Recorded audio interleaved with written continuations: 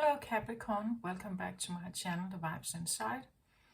I am Mariana and I am ready here to do your reading, Capricorn. So, well, I always get a bit of a tune of what the round of readings can be about when I start with the Aries reading. And in the Aries reading, it felt like I should figure something out, something distinct and something extinct. So something very particular, but maybe it's not here, right? If it's extinct, it's like a species or something that doesn't exist anymore. It's not there anymore. That's the normal understanding, right?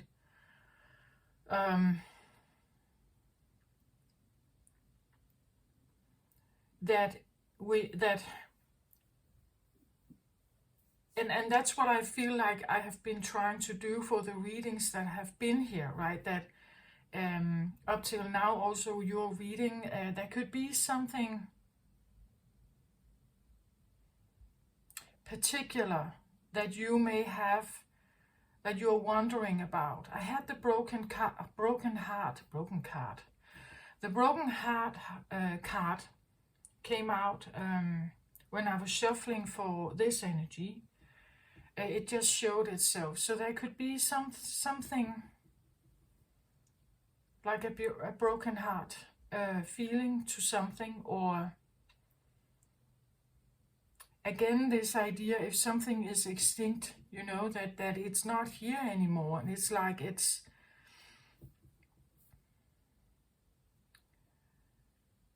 can't be found anywhere else. You know, like if we talk about the dinosaurs, that we know that they have lived. There's pretty good proof of that, right? But it's many, many million years ago, and we can't expect them to just come again, right? They were special. It was a special time on Earth. It was possible at that time that dinosaurs actually even somehow evolved.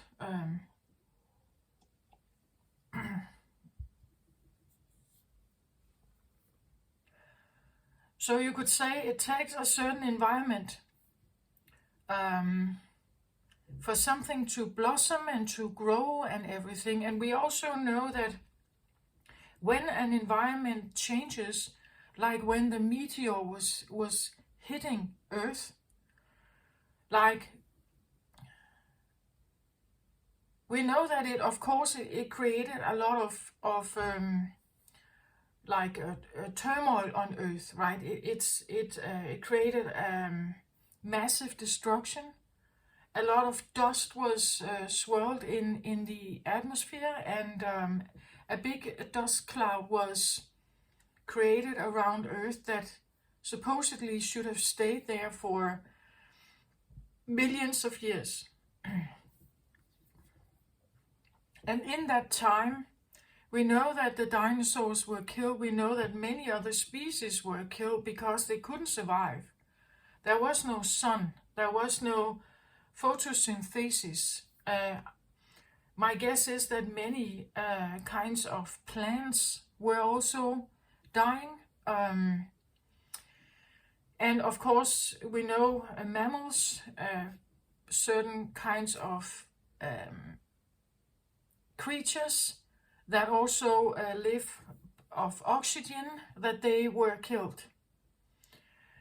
Some species managed to survive, and we know species in the sea also managed to survive. So it could be the feeling that you are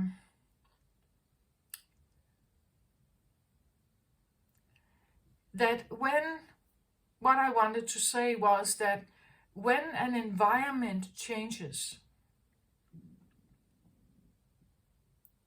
there is usually a reaction to that, because if it's not quite the same, how can it be the same for those that are involved?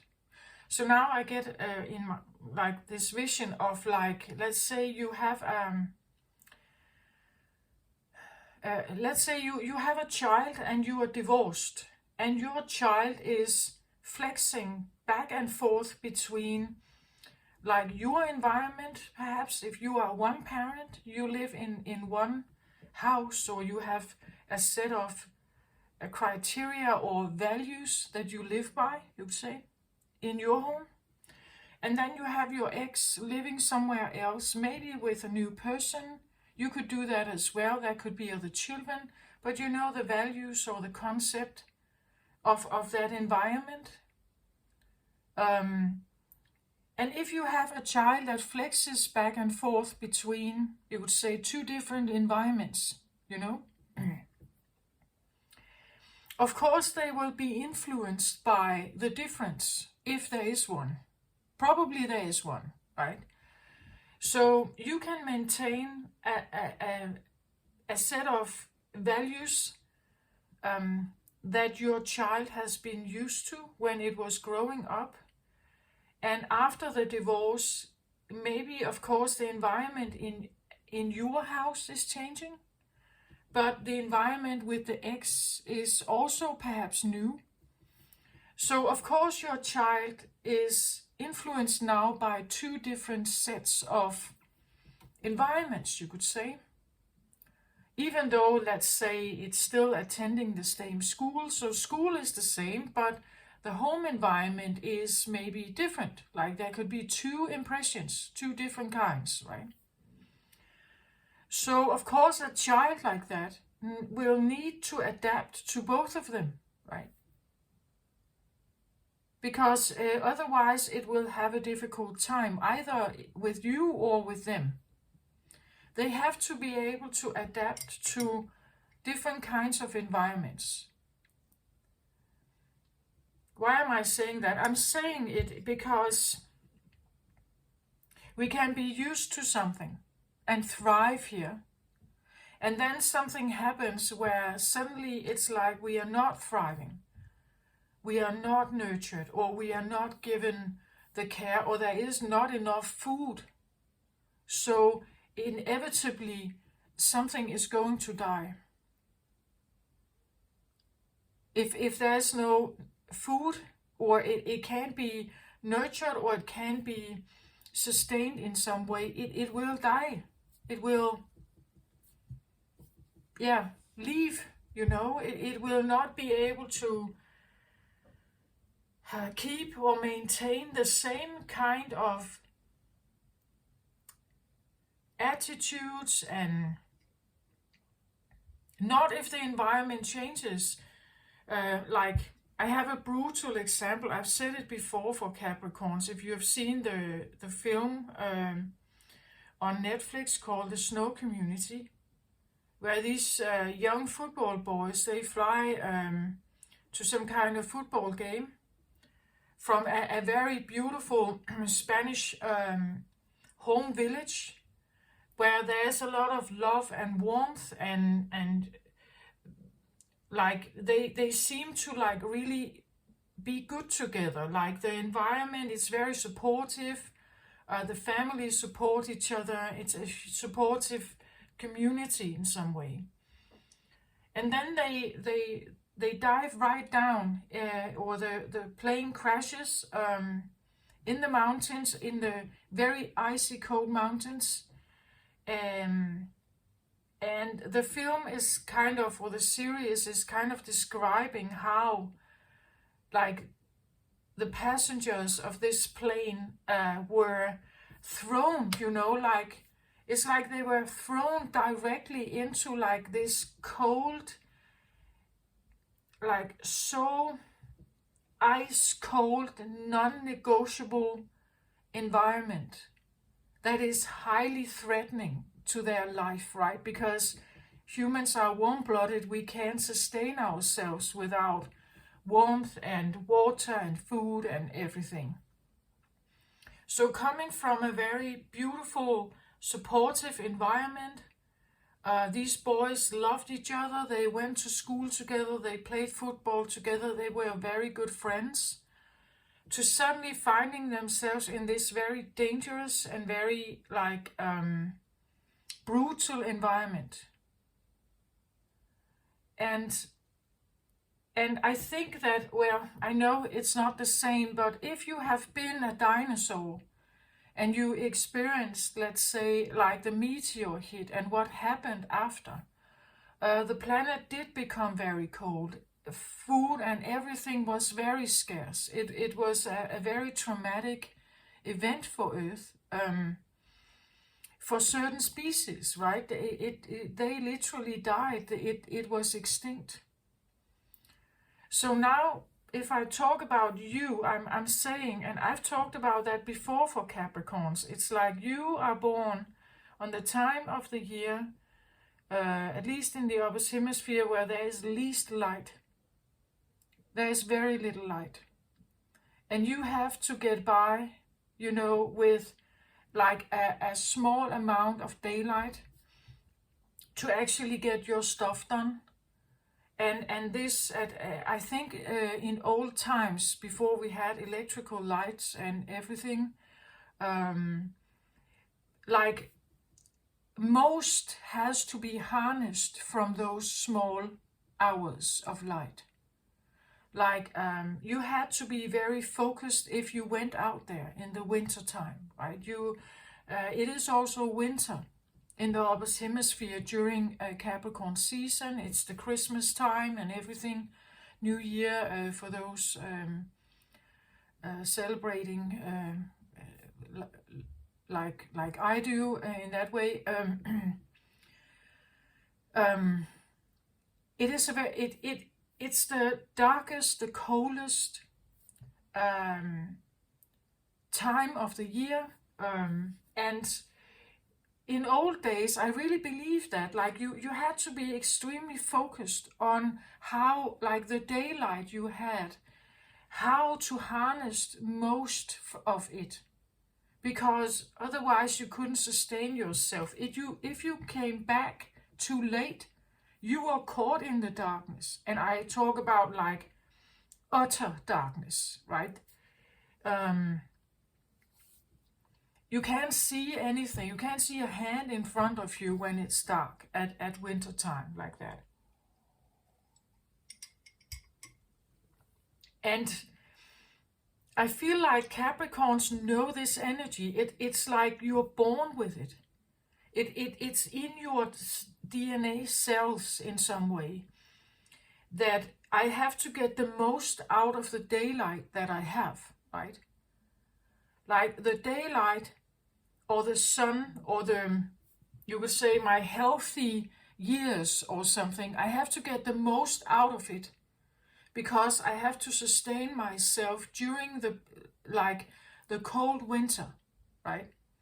And the cold winter is not negotiable. You can't just like tell it or negotiate with it to have, well, let's have 2 days of summer so that we can gather some food and something.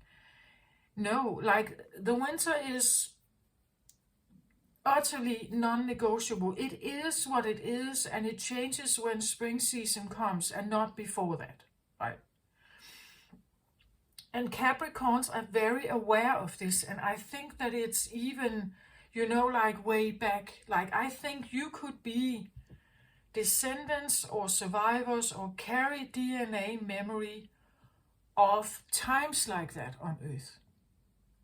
Ice ages, you know, meteor hits, destructions, planet destroyers, asteroids, and things that have happened. There has been, I believe, around 5 different events where the Earth has been utterly damaged, either with ice or with dust clouds or something that prohibited, you could say, vegetation and, as I said, photosynthesis. There was no, like, life wasn't sustained like that. But some species did survive, right? Some could fly away from some of the dust. Some lived in the water, which was under the dust cloud. And some mammals actually somehow manage to survive in deep caves. But these very beautiful big animals, like the dinosaurs, we know that they got extinct. After that, it was a very smaller group of animals that lived, and they were now the big ones, right? Where they were quite small before. So you see, I talk about something that may have been at some point, but which is maybe not here anymore, or there is this feeling of like a memory of some kind. I can't say whether it's big or small, like, but I believe that you carry DNA. You could be, you have a memory of something here, something extinct. You could have had family who got killed in, like, the human race has developed over thousands of years.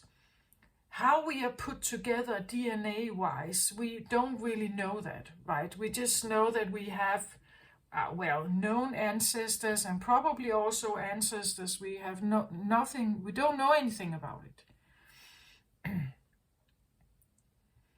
And we also know that certain water creatures have once lived on Earth. Like they have been living on Earth over water, but went back into water. And we also know that some who were in water became land creatures. And how something like that develops over millions of years. And of course, because probably the environment changes. So you're looking for new ways to survive. You're looking for new ways to adapt.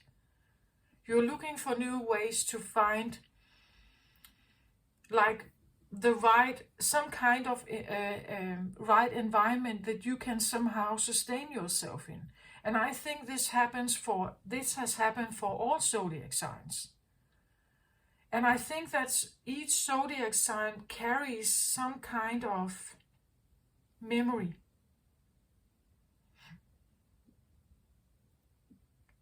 And I'm saying this because usually a family group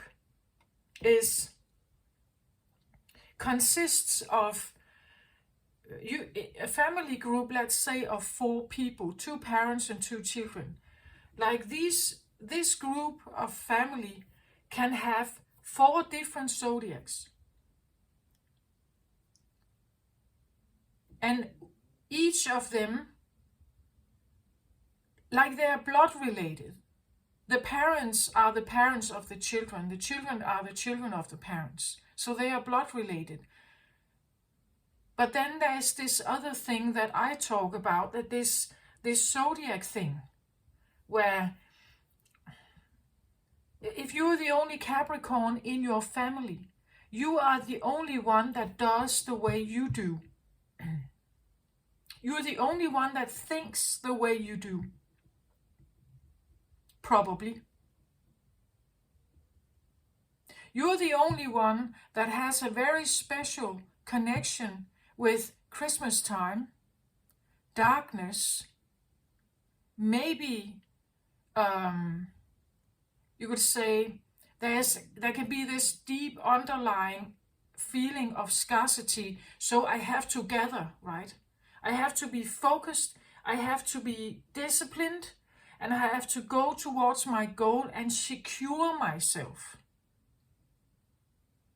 And you can have 3 other zodiac members in your family that don't get it. Like they don't understand. Why is it that you have to be so focused on something? Why is it that you are so dedicated? Why don't you go and have a drink or go to a party or something? No, it's because there's something that tells you that you have to be focused.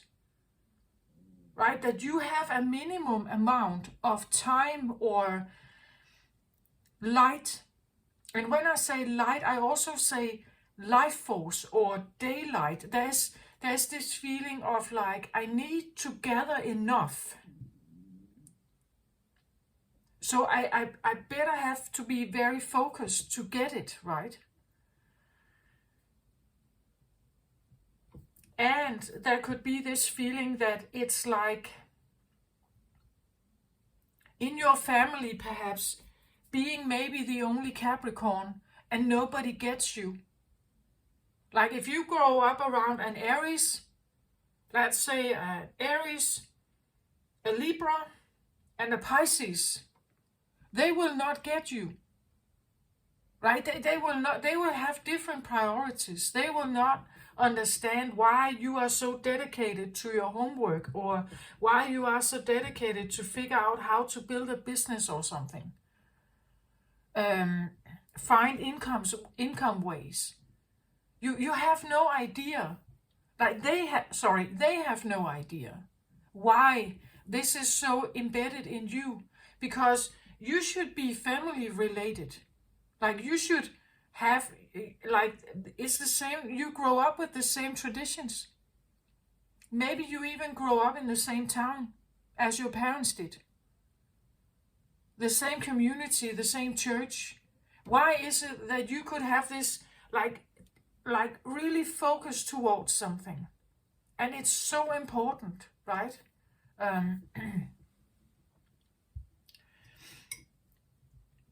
And then I have this feeling of the broken heart and this idea that someone could have been lost or extinct.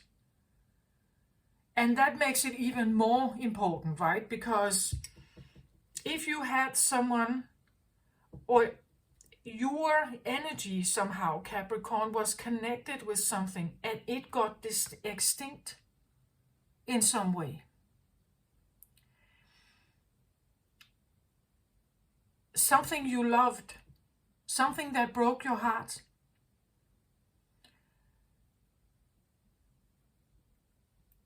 then it becomes even more important to gather what you can gather. But it may be a struggle, because if you are grieving, or if you are sad, or if you have some kind of you felt an obligation, or you felt responsibility, or something that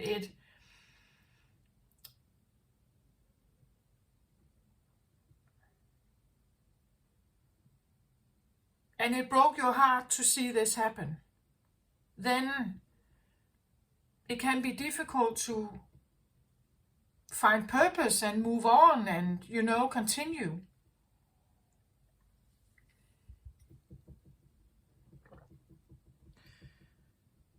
But again, if you believe in linear time thinking, when we talk about something extinct, it's that way, right? It's in the past, it's done, it's over, it can never ever come back. Like if you lose a person in this life, they die, they are buried, it stops, right? You can't go and have it back in your current life. The linear time thinking it doesn't permit that. Like it doesn't allow that something that was once is no longer here. If you have quantum time thinking, which is circular, then you can have the past, current, and future all at once happening.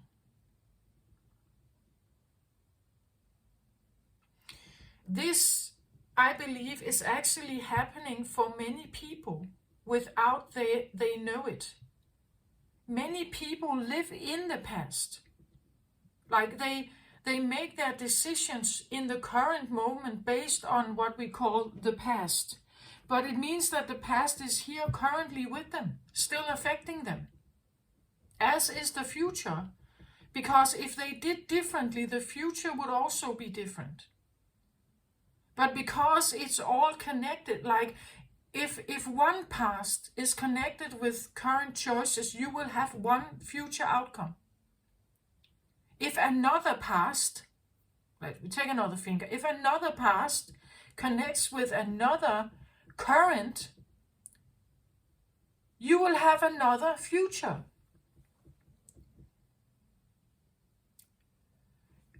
You see, so it's like it's not in the past. It's right here with you. If you still have a broken heart about something and you are sad, your current moment is still sad, or it carries the reflection of it.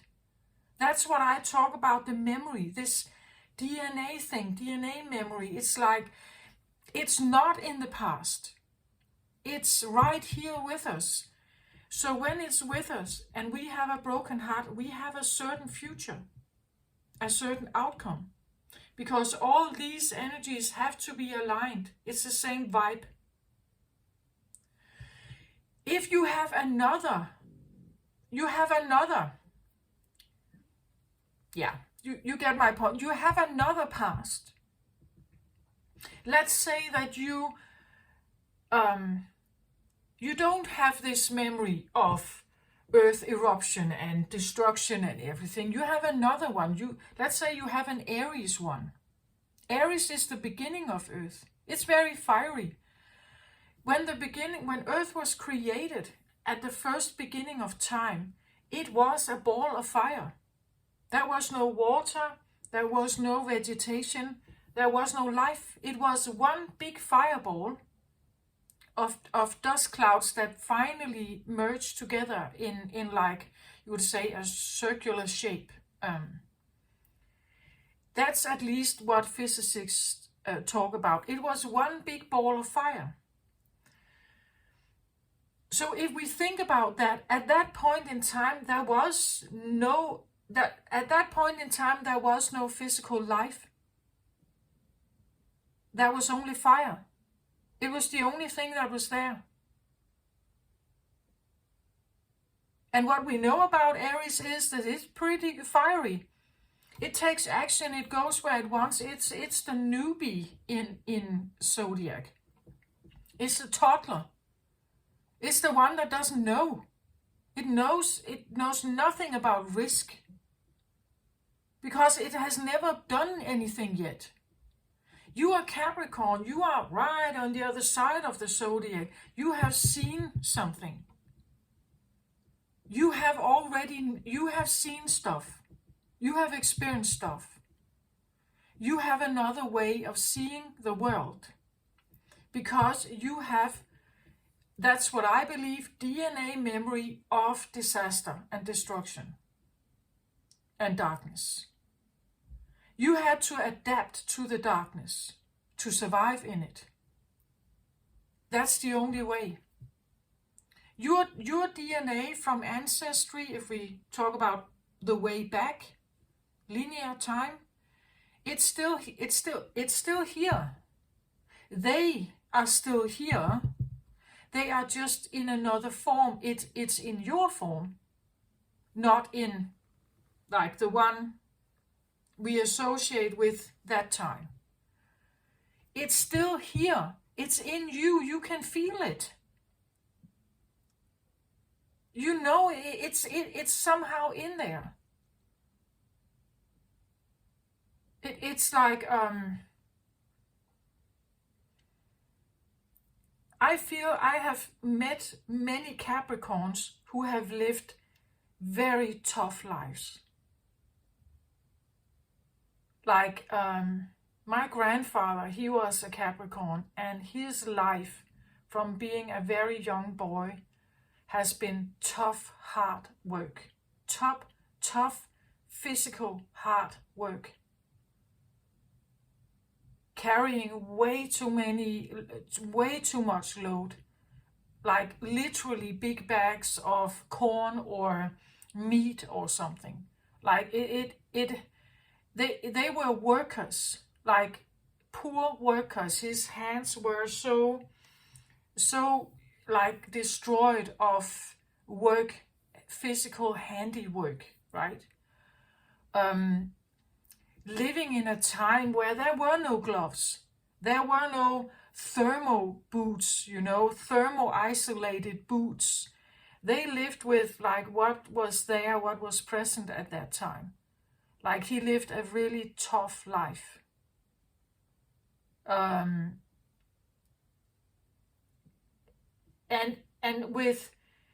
with this sense of lack, there's this sense of lack, or like overshining everything that has to do with Capricorn.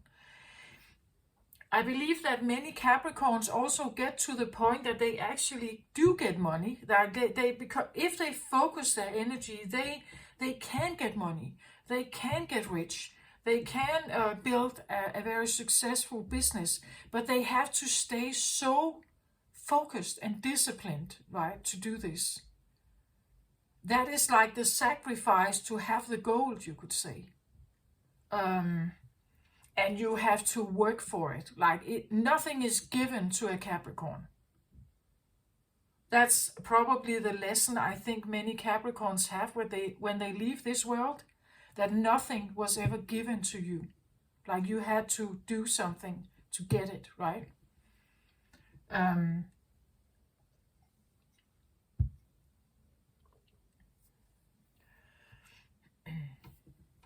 I even believe that if you were a Capricorn born into a royal family, you will have a lousy life. Sorry to say it, but I think so. You would be like the least favored princess of the royal family. Or you would, for some reason, be shamed, or for some reason be thrown out or something. Like, I'm sure of it. Like it's kind of the destiny of Capricorn. Like you carry this old wisdom of Saturn, right? And what Saturn can be like, as what he's called the great teacher. It definitely teaches something about life and death. It teaches something about endurance, survival, lack, and determination, focus and discipline, right? Planning, structure. It definitely teaches you something like that.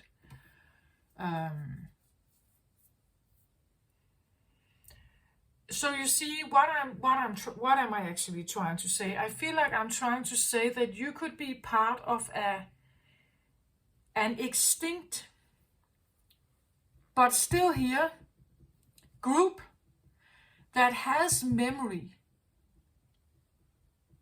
of the downfall, right? And that's why you act the way you do. That's why you do the things you do. That's why you have the values you have. And that's why you are very focused on something. And you know you have little time or little daylight to do it, right?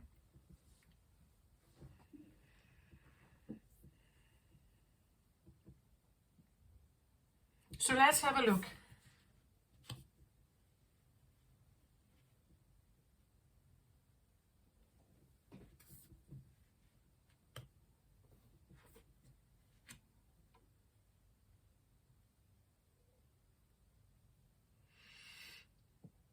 So for some reason, I feel like this is the one you have lost, I feel like.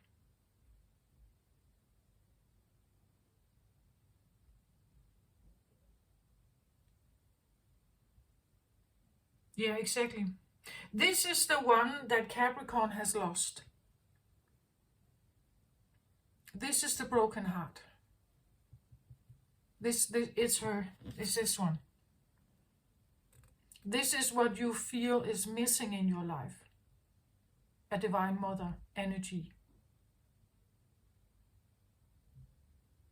You feel that there is no compassion. You feel that there's rarely something really like helping you, right? There's rarely something nurturing, compassion, or graceful that comes your way. It's hard work. nothing is easy for a Capricorn. This is the one you think about if your heart is broken. It's the divine mother energy that left, you know?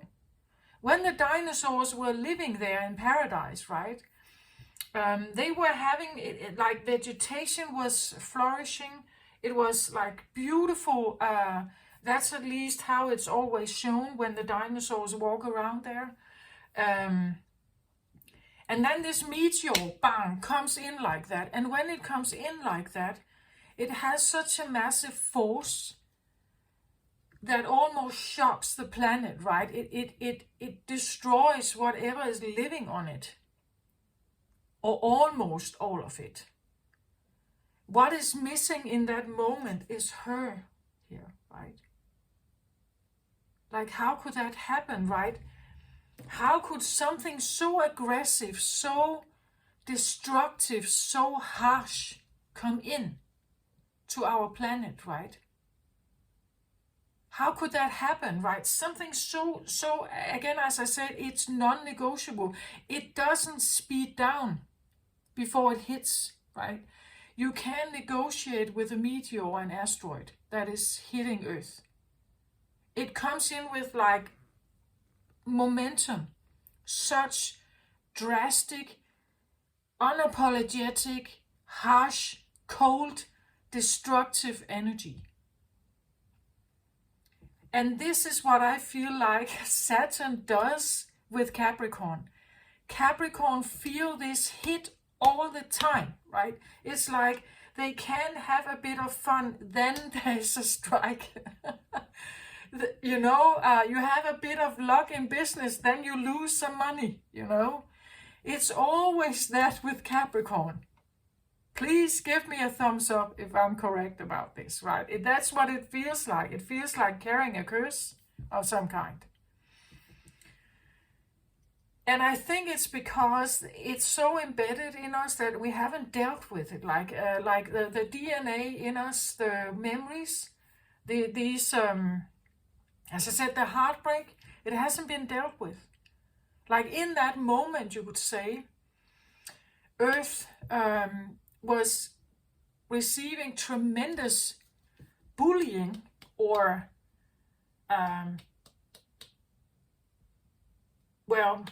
pain offered from the universe right into your big belly here, right on Earth, right? And there was no dear mother, right? There was nobody who cared.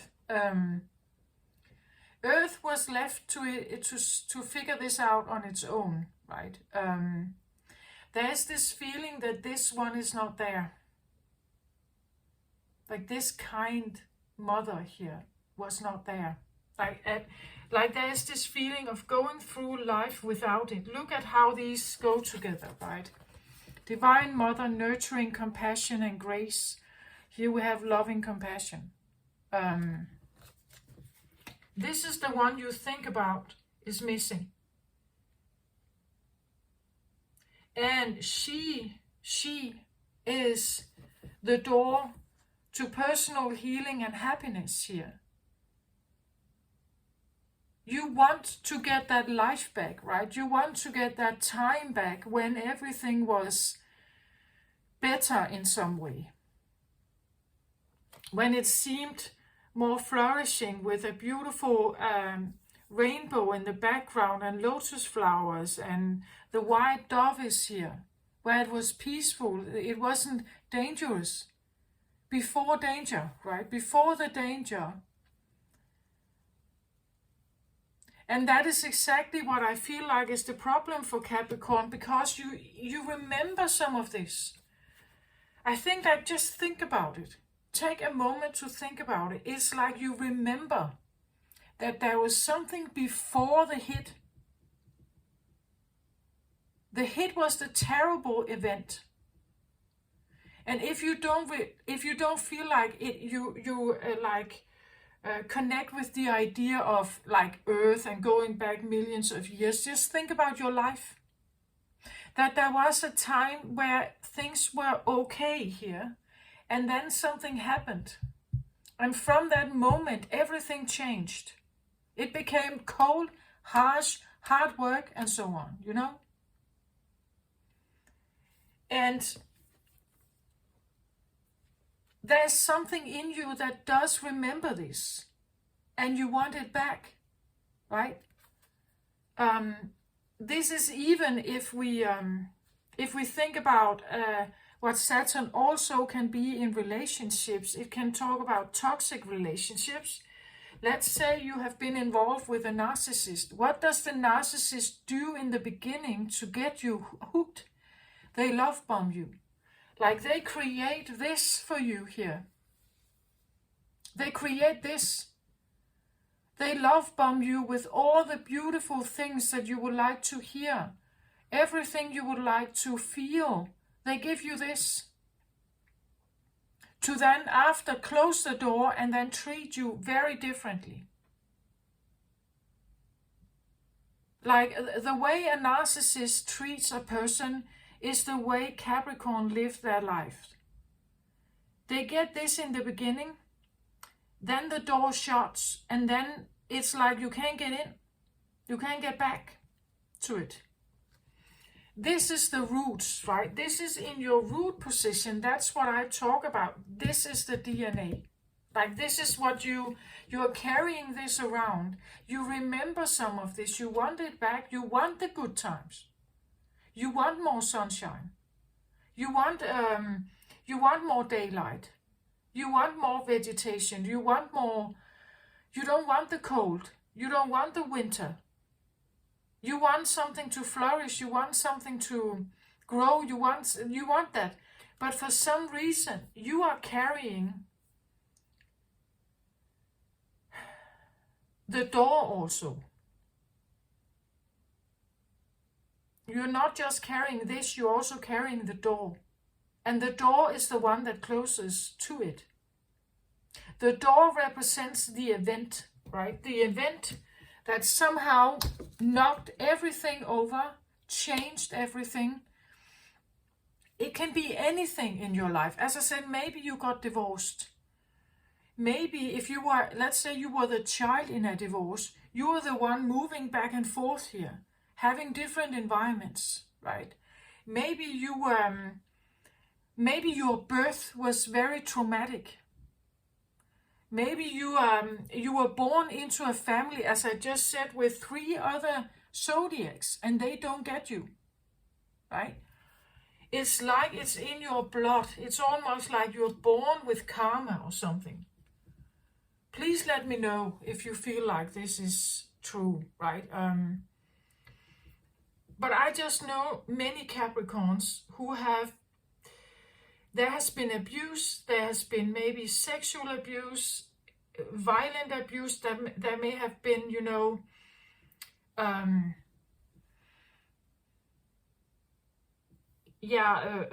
drinking, scarcity of money, or at least that's what you got to feel, right? You felt that once it's like it was okay, and then it's like the door shuts. But looking at this is also the way to open it again. Like if you can remember some of this, you can figure out how to open it. And one of the ways is this one, right? We need someone like this to listen, right? We need someone like this to be there. Someone who is beautiful and graceful and understanding and embracing and kind and loving and giving, and who doesn't argue, she doesn't criticize you, she's a kind one, right? But this is the one that left. This is the one that was, you would say, if we talk about that Earth is like Gaia, like mother, that Gaia represents mother here on Earth. It's like that mother of ours got this massive hit. It's like she was wounded, right? But this is the one you miss, right? You miss this one. You miss this one because this one was present when this time was around.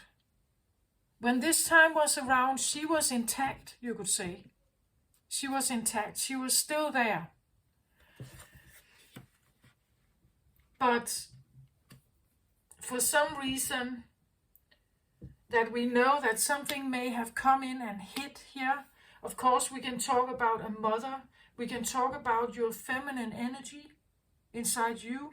We can talk about someone you know here who used to be very like that. Like they used to be very like this. So caring, so graceful, so kind, so giving and understanding, so nurturing, so supportive. And it's like she got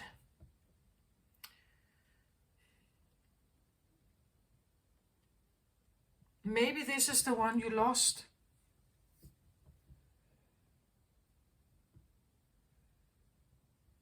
Like maybe she was once like this, but now she is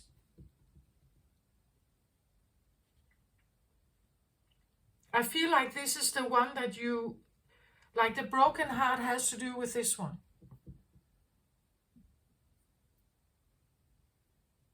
This is the one we want to find again, or this is the energy that we want to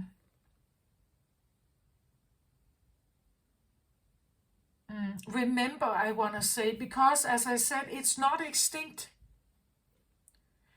It's still here, but we have to look for it.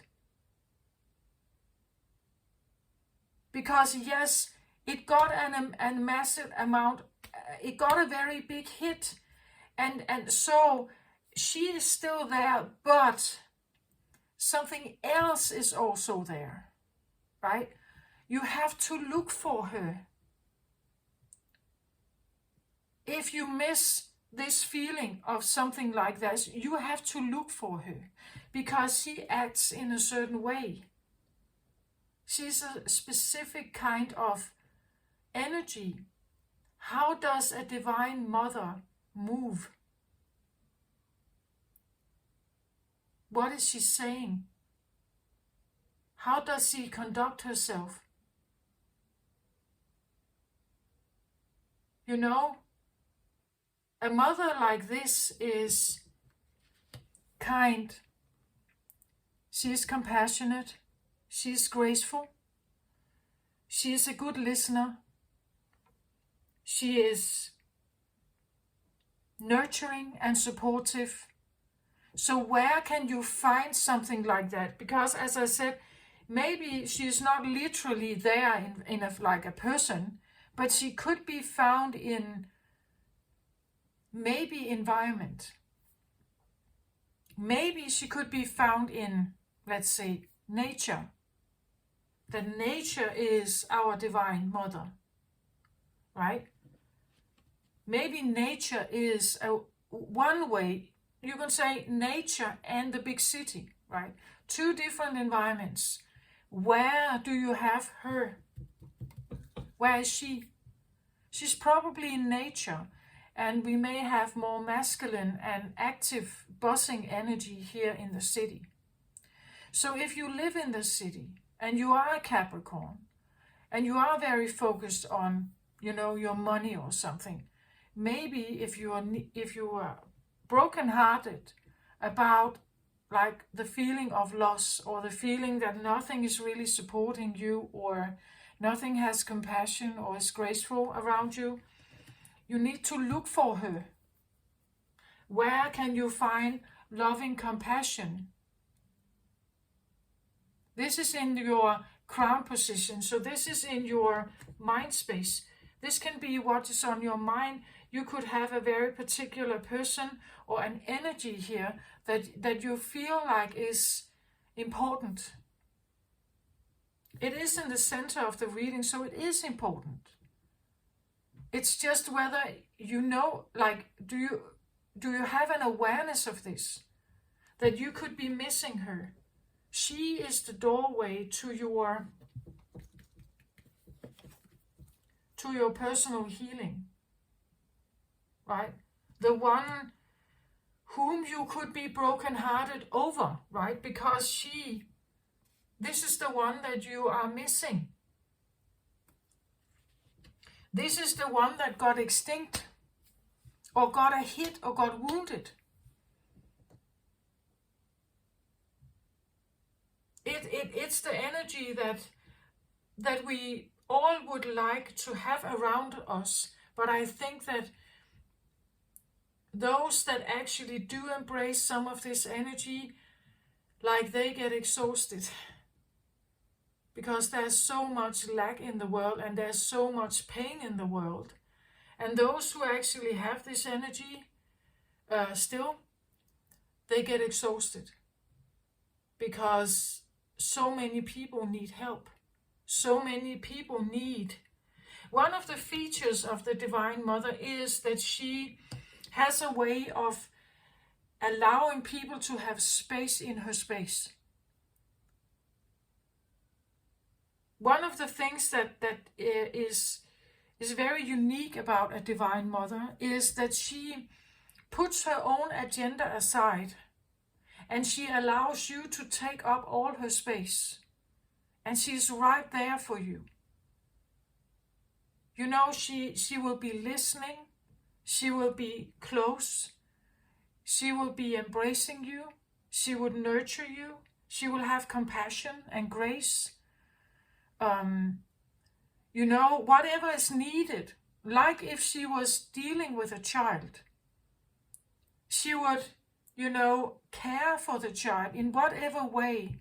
Hug it, but she can do that because she puts her own things aside for a moment, and then she allows herself to be fully present for this other.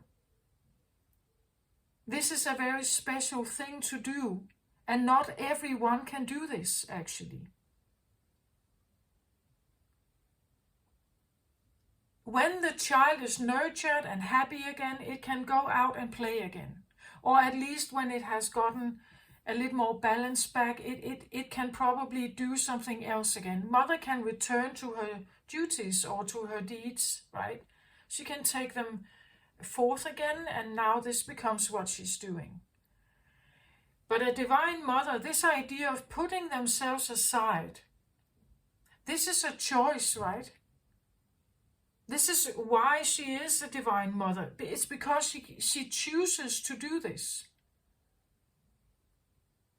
It's a very particular kind of energy that is so needed on Earth, and there's so little of it. And I believe Capricorns, you definitely know this, right? You know the feeling that not having this around, that this is a tremendous loss. And it's what closes the door, or did close the door. It's what took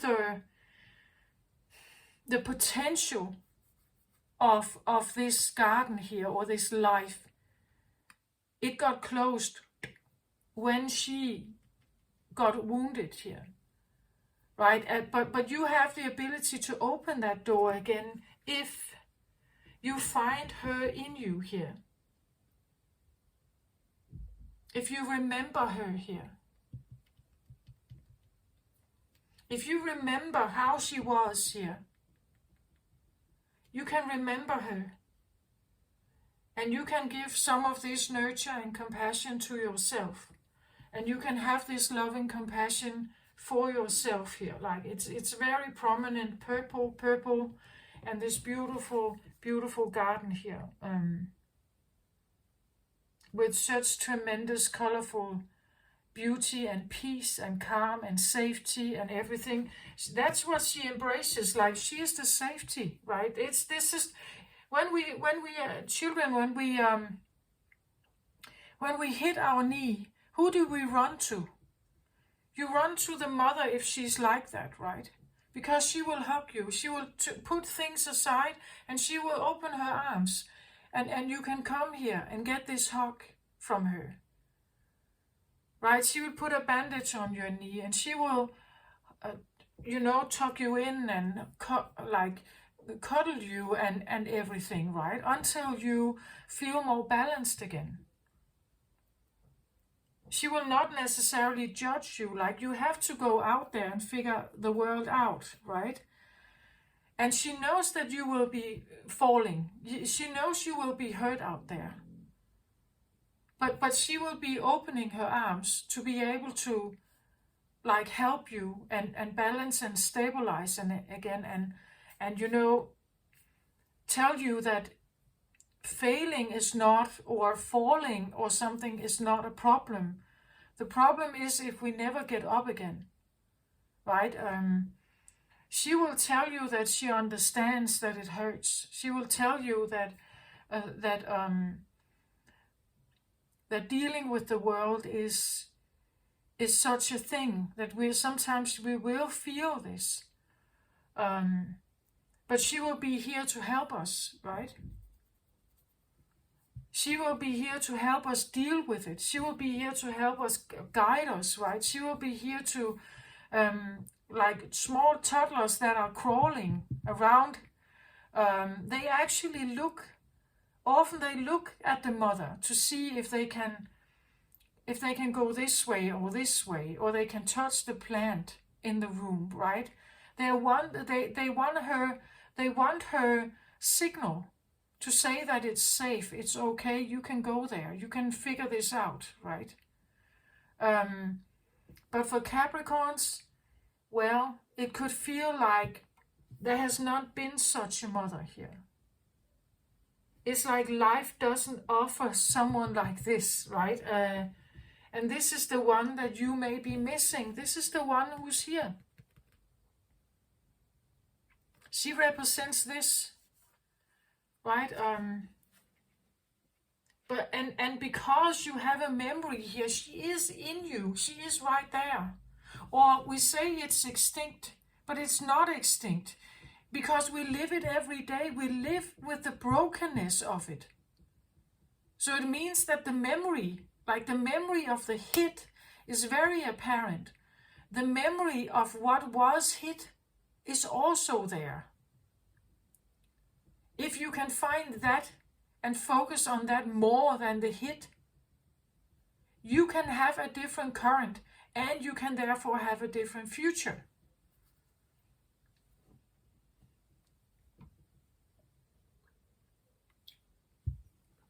But we have to look for her. Because, as I said, when this massive hit came, it changed everything. Like the environment totally changed. You know that I think that every child who has been going through divorce, who is experiencing that their parent is having a new partner come in. Like, suddenly there are new rules in the home. Suddenly things change. Suddenly there can be new demands. Suddenly it's a different environment. Suddenly it's not the same. You know? And I think that's what it is. Like it's like this could be what is maybe extinct for you, Capricorn, or it feels like it is. But I'm telling you that it's not extinct. You live with it every single day. It's not in the past. It's right there with you. And it's directing your choices. Again, maybe because she's not there. If you live in fear, for instance, if you live in anxiety, if you live with regrets, if you live with a broken heart or grief, right? You are living in that current moment still, even though, like, the death of a mother here is maybe happened many years ago. But the event of the death, the loss, that is right here with you every single day. Please let me know if I'm correct about this, right? That it's not there. It's not right there. We say that time heals all wounds. Well, sometimes it does, sometimes it doesn't. When I get the broken heart card, I want to say it probably didn't quite heal, or you only have a bandage over it. Right? Life can show you a bit of this, but the doors can just as easily close as they can open. She is helping you, or can help you here, to remember those days and what they were like when things were safe, before the dinosaurs were extinct with the massive impact, before the hit, right? How was it like before the hit? If we talk about linear time, because it's all there in one box. The time before the hit and the time after, it's all in the same box, and you live it every single day. You live it with the idea that maybe you have an idea that says, why even bother? Because the hit is coming anyway. Or you may have an idea that says, I'm gonna try again, right? But fearing that the hit comes, because that is history, this is what you know. And I think it's in your DNA. I think all Capricorns carry some of this to a certain extent. And maybe you're the only one in your family. Nobody else gets it. And I've said this for all zodiacs. I think that if you are an Aries, for instance, those that get you the most are Aries people. If you are a Taurus, those that get you most are Taurus. They understand like the deeper rooted feelings and values of Taurus. Like they are shared within the group of Taurus. If you are an Aquarius, like the way, the deeper roots of Aquarius and the way they think, this is way easier with those who are, they understand you. Like a group of Aquarius together, they may not agree on everything, but there is an underlying understanding still that comes from some kind of common understanding. That's at least what I believe. I'm a Capricorn rising. I'm not a Capricorn sun. I'm a Capricorn rising, so it has maybe played out differently for me. I get the Capricorn suns. You are. I know that you're extremely driven. Usually, you're like the sun energy in you drives you towards a certain goal, because you have to get the most out of the time you have, like the daylight that you have, the power that you have, or maybe your younger years, you know, you have to get the most out of it, because when it hits, like when the meteor hits, then it's done.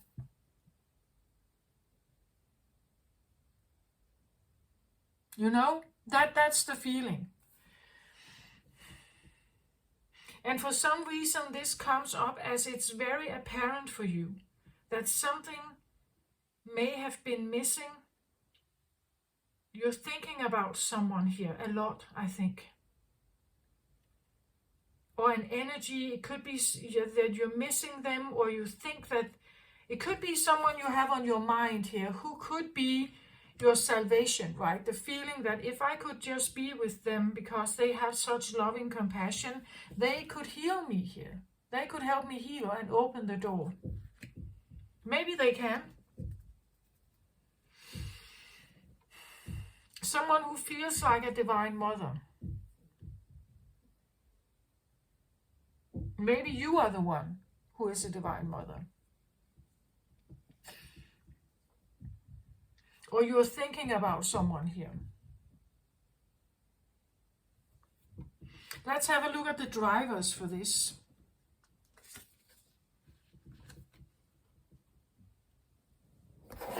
The drivers usually are cards that talk about what has happened before this. So this could have been happening leading up to something here.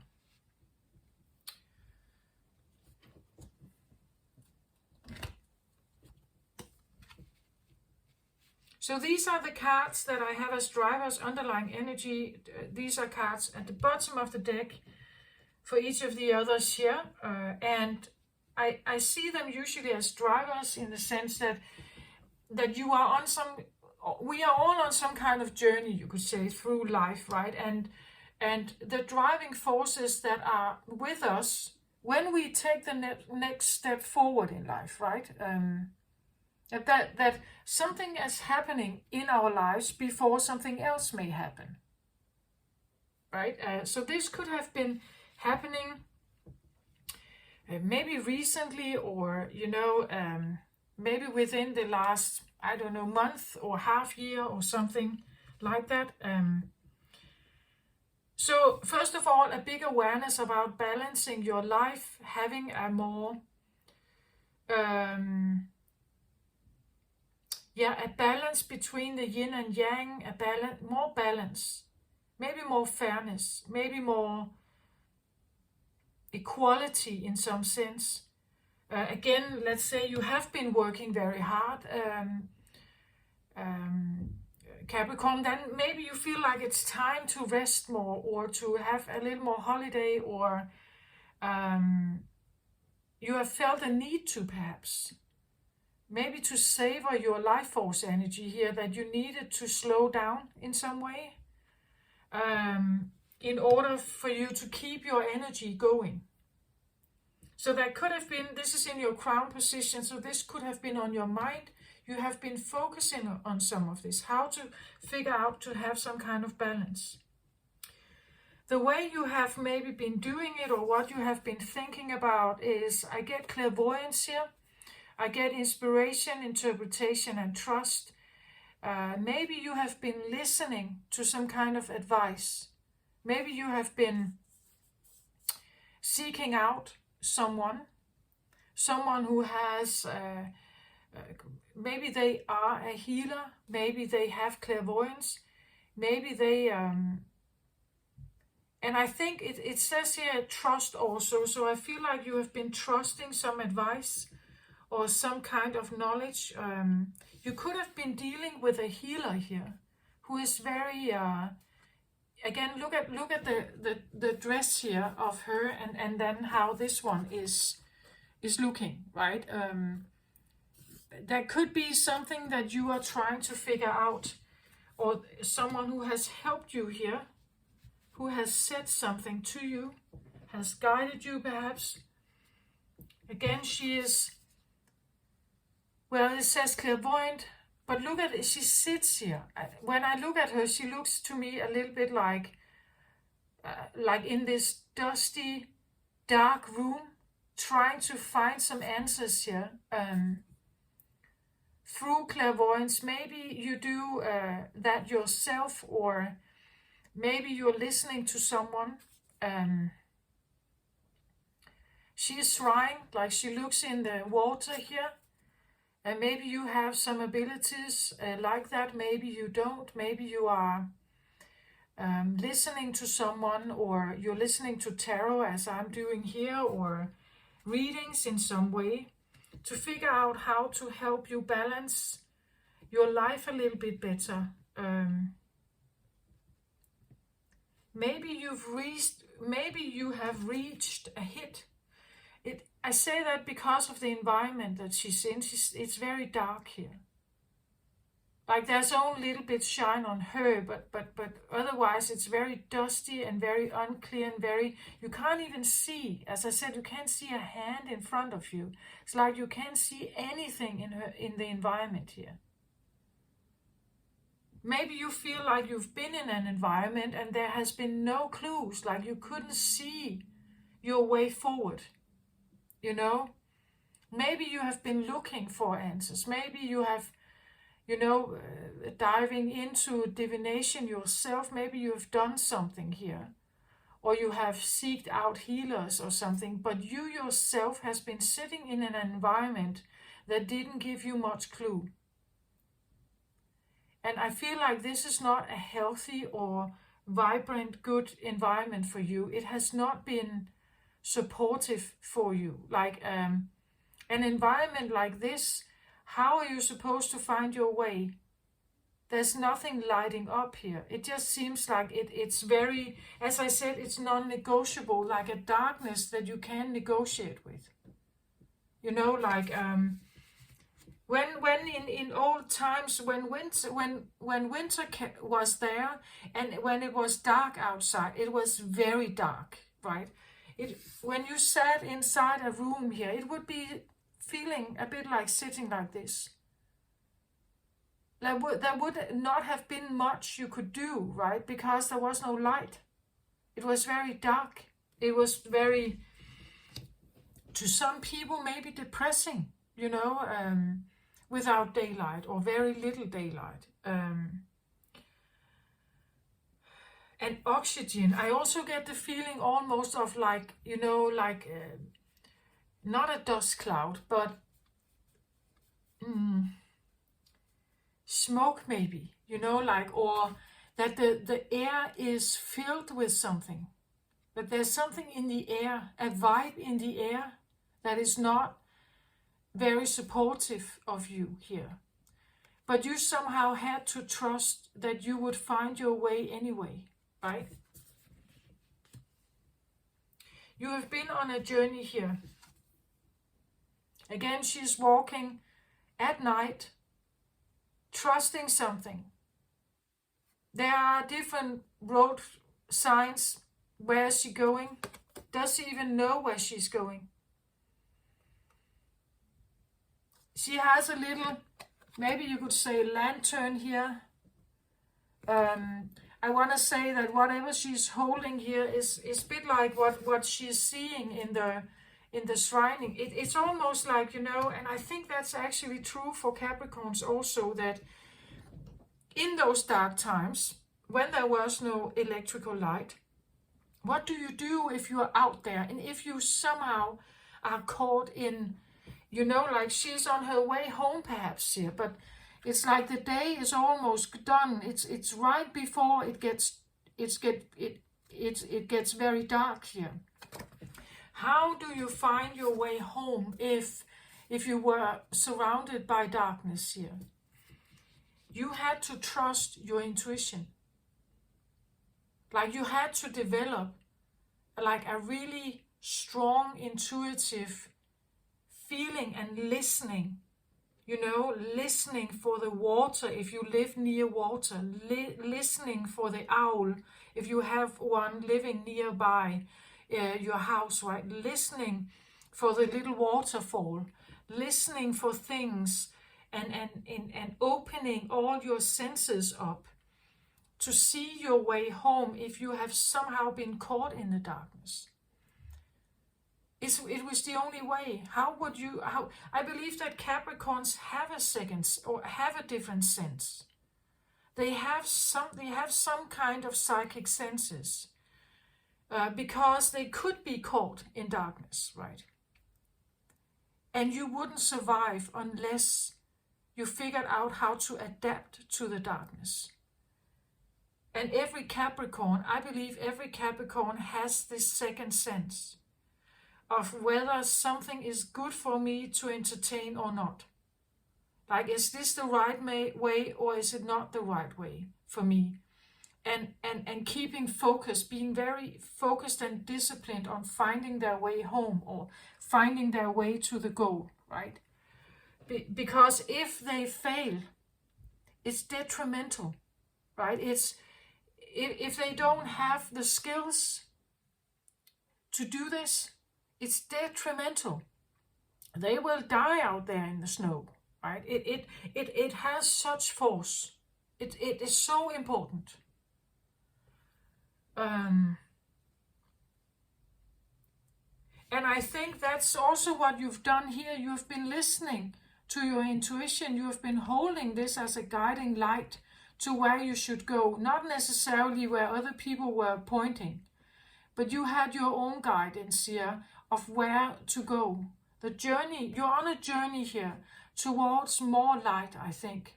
towards some kind of healing here. It is somewhere in the background, the light here, right? But you are still looking for it. You are still trying to figure out how to come from the darkness towards it. You haven't found the doors yet. But now maybe you actually have. Now you have come, you have actually reached the door here. You've maybe also even figured out that you had to open it. And the way you could open it, or even when you open it, you will find this one. Or the other way around, if you can remember her, you can open this door. So instead of feeling that you are in blindness or in darkness here, it's in the root position. So instead of feeling that your roots are about darkness and always seeming to find your way in darkness, only using your intuition and sharp focus here, maybe you could shift here your perspective that your roots are not dark. Your roots are filled with loving compassion and understanding here.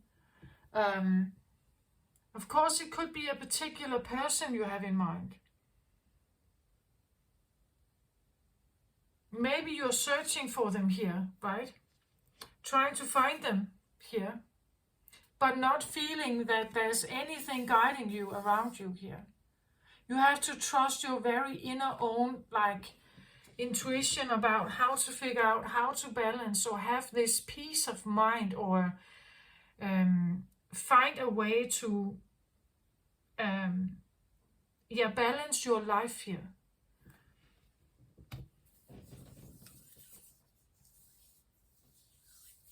This can talk a lot about self-love also, like being in a time of self-care, self-love, having nurturing compassion and grace for yourself, and being focused on that. And again, we start with very little, especially Capricorns. You start with very little. You have, you just have to know you start with very little. Like feeling it very little. But the more you try to do it every day, you can exponentially it will grow and become more. But you have to choose it. As I said, you also have to look for it. Like choose a life, or things in your life. Choose to focus on something that actually allows you to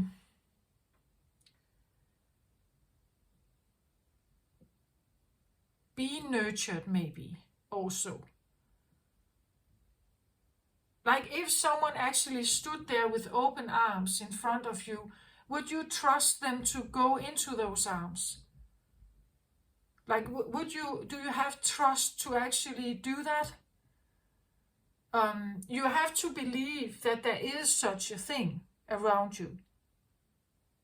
That it is possible that something like this can be in your life. That this feeling can be in your life. That it's not gone, it's not extinct, that it is there. But you have to believe that it's there. Like there's not only darkness there is also something else. But if you only believe this, there will only be this. Like, you will never figure out how to balance. If you believe that there's only this darkness around you. But there is also this. You just have to look for it and choose it deliberately. And maybe it means that, but that's not my work. Like, how am I supposed to have money, or how am I supposed to sustain myself? Well, there's maybe a choice to be made.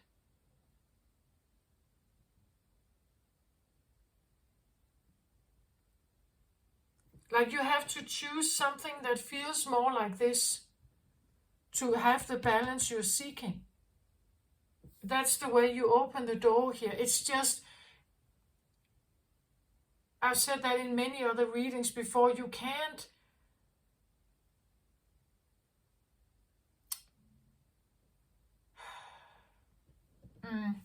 you can't stay the same and expect something new to come in, or to suddenly just arrive at your doorstep. That's also why I believe that Capricorns eventually, like they had to trust that eventually light would come back to Earth. Eventually the dust cloud would, eventually the dust cloud or the muddy thoughts here around you would clear. Like, think about it. Those animals that were caught on Earth, where there was this giant dust cloud, thick dust cloud that didn't leave in any sunlight, vegetation died. They had to adapt. They had to find ways of surviving. They had to somehow breathe whatever air was there, even though it was probably toxic, or it was probably smoked again, or filled with something. Unclear here. But they still had to sit.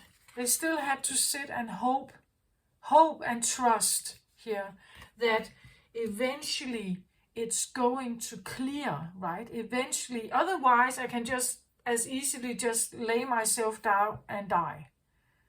If this dust cloud around the Earth never would have ever changed, a lot of life here on Earth probably wouldn't have lived. Maybe we would even not be alive, humans, right?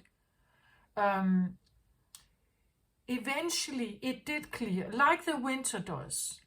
The winter does eventually clear, but when you're in it and it hasn't happened before, the first time ever you have winter, you don't know what it is, and you just see that it continues. And you don't know if there ever is going to be an end to it.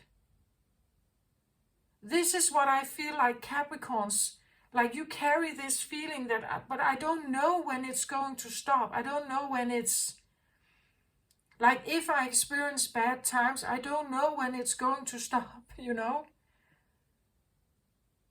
And I have to adapt to the situation that I'm in until it finally stops, if it stops. Because I don't know when it stops, if it stops. The first winter, every time that something is the first, and it's bad perhaps, every time you experience something for the first time and it's bad, you're wondering, when is it going to stop? So when you hit your knee for the first time, and you cry because it's terrible, you run to the mother, if you have such one, and she can maybe help you get the pain away, right? Or at least smooth it or soothe it in some way. And then eventually the pain disappears, and maybe you get up and you go out and try again. You go out and bike again, or whatever you did. Or maybe you get so frightened that you never do it again, The point is, I think that if we stay in that darkness, that we have experienced something maybe once and it was terrible and we don't want to experience it again, and we live with that feeling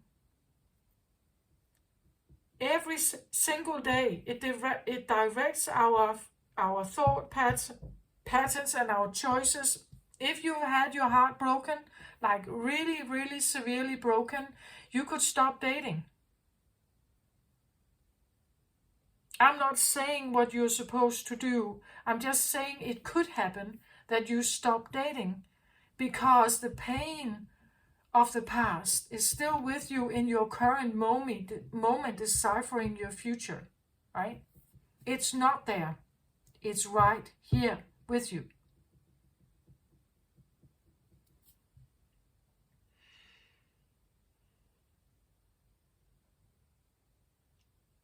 I think that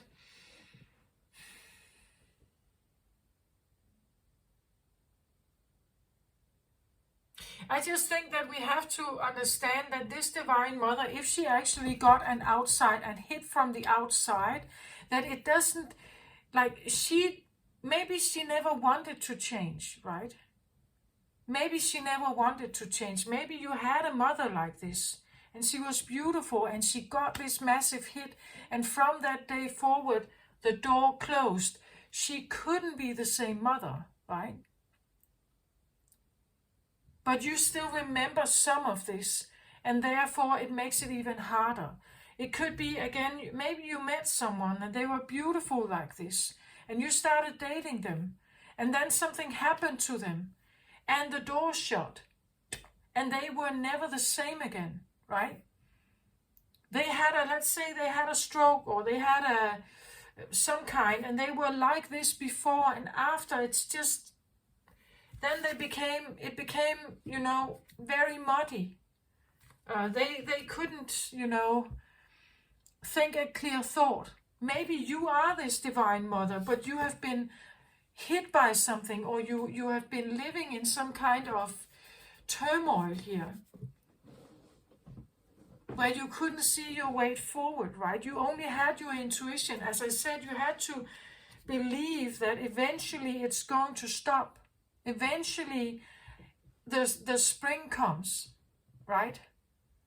Eventually, eventually it's changing. But when it happens for the first time, you don't know when it's changing or if it's changing. You can even have, I remember I had, when I was younger, I had a back injury. And I couldn't do much. It was very, very painful. So I lost my job, very Capricorn-like, of course. Well, it's very like that. I lost the job. I lost, for a very long time, I was barely social. I couldn't. It was so, the pain was so big, you could say. It stopped me from being social. It stopped me from participating in much life, actually, because I just couldn't. I couldn't. And, well, eventually, I had been through many doctors and different treatments and treatment plans, and it didn't quite help. Eventually, I got a back scan and an offer that I had an operation. And that operation changed everything for me because the pain was gone, and I could, to a certain point, recover and start living a life again, you could say. I'm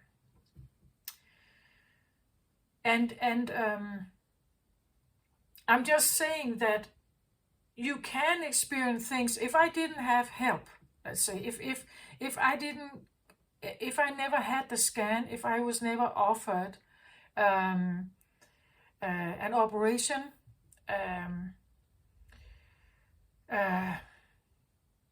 that there was something that actually could be done with my problem, you could say. Otherwise, I would have been in that winter forever. I would still be in it. Probably living off painkillers every single day, and definitely not doing this. But because I had the surgery, I managed to have a different life. I managed to get a different education. I got a different job. I did that for several years. Well, I've had another hit. But this one is different. I am still in overwhelm, you could say, from this experience. But this is a different kind. It's not necessary. Well, there's pain also. I have fibromyalgia. But so there's pain there, but it's also it's an overwhelm of my senses. So I hear too much, you could say. I pick up too much information, light, noise. I'm sensitive in the sense, this is what I experience now, right? I don't have the same pain as I did then. There's pain, but yeah.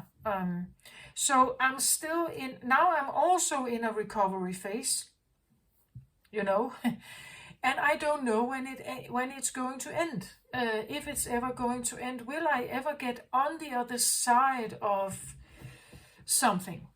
Can I somehow figure out how to not feel that overwhelm?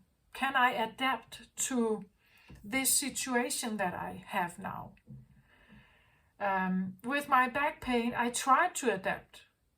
I tried to live my life. I should still, you know, I should still have a bath, right? I should still go to the toilet. I should still sleep at night, or at least try to. I should still participate. You know, I still try to talk to my friends. I still try to have a life, but it was difficult. So the adaptation was, well, the pain, the amount of pain I had, I don't know. If I still had that one, I probably wouldn't be very social at all, and probably eating a lot of painkillers. It wouldn't be a fun life, let's just say that. And that's also what I feel like here. This is not a fun life, right? It's very, yeah, cold and dark, I feel like. Alone maybe, or again, I have this feeling of like, maybe not smoke, but like there is something in the air here that is not, it's not conducive to help you in some way. It's not helpful to balance anything in your life here.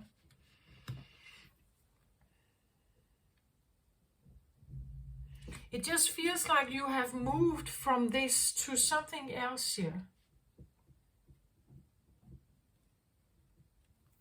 Can I have another card on this Divine Mother here? So either this is someone you know, you think about them, or you're remembering them. Maybe this is your own mother. Maybe it's a special woman perhaps in your life here. It could be a sister.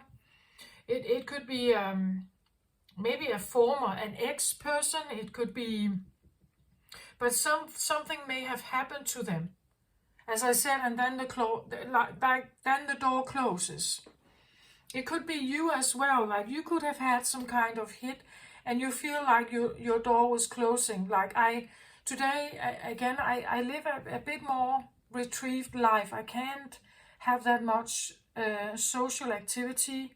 My system gets overwhelmed and things like that, right? So I'm living with more distance to, not the same as when I had my back injury, but and I try to confront it, right? I try to figure out if I can somehow find a way through or around it or something.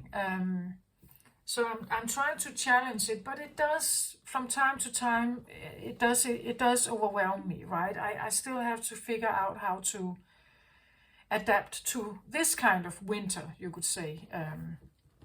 And then again, is it ever going to be spring again, right? Is it ever going to stop? Is it ever going to, will I ever have this back, you would say, right? Okay. And I think some of it comes when we start nurturing ourselves and actually listen to what is it. I have to listen to my body. What is it my body is asking me to do? Is it asking me to rest more? Is it asking me to look in a certain direction? Because if I look in the other direction, well, I will have the bossing city. But if I turn around and I look somewhere else, I will have the nature. You know, the forest lake and the little frogs and, you know, a few birds singing and the quiet rest alongside this forest lake, right? That's what I feel like. It's something about directing your vision to what is right for you. I think Capricorn suns are quite good at this. But maybe you have Capricorn somewhere else. Like maybe you have a Capricorn moon. Maybe you have, as I, a Capricorn rising. Maybe you have a Venus or a Mars, right? And maybe you have been struggling with finding the right way for you here. Okay, let's have another card on this Divine Mother here.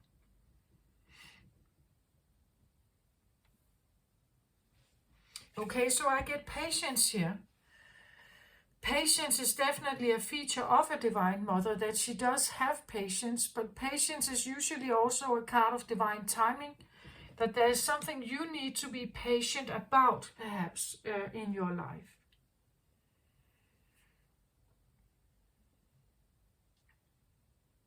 But it is a thing that we know about a Divine Mother, that usually she is patient, right? She has patience with her child. She will also take the time necessary to nurture a child if it's hurting in some way, if it's crying, right? There is no like minute amount of time you can set on like giving compassion for a child. You have to like intuitively just feel that what is necessary I give, right? What is necessary I give. So if it's 2 minutes, okay, then it's 2 minutes. If it's half an hour, then it's half an hour. If it's days of attending, let's say if you have a sick child, maybe it's years of attending, right? Because you have let's say you have a handicapped child or a handicapped, I don't know, and they need everyday attention. Then the Divine Mother is definitely needing patience, and but I also feel like have patience with yourself. Maybe slow down a bit. Again, the balance here. Maybe slow down a bit about trying to figure something out or trying to force something, or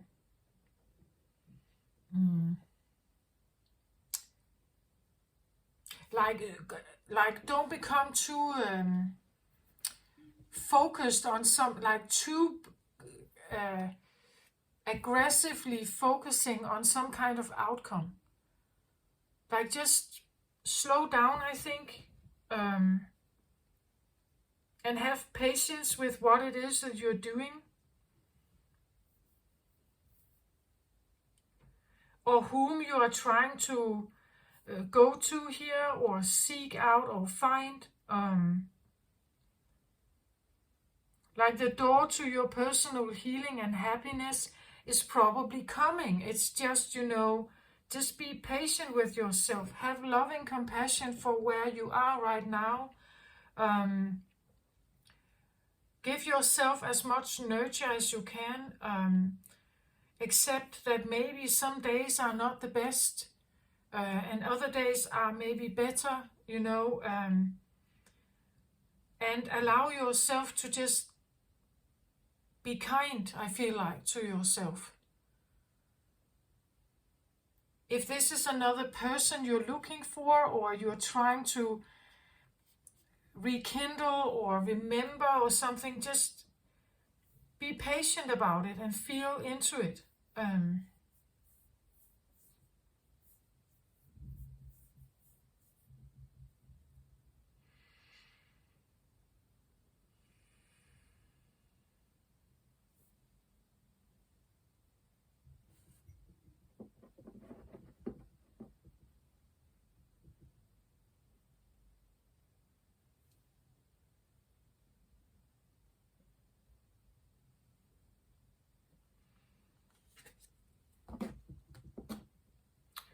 So I wanted another card on this Divine Mother here, and then I get the Crow.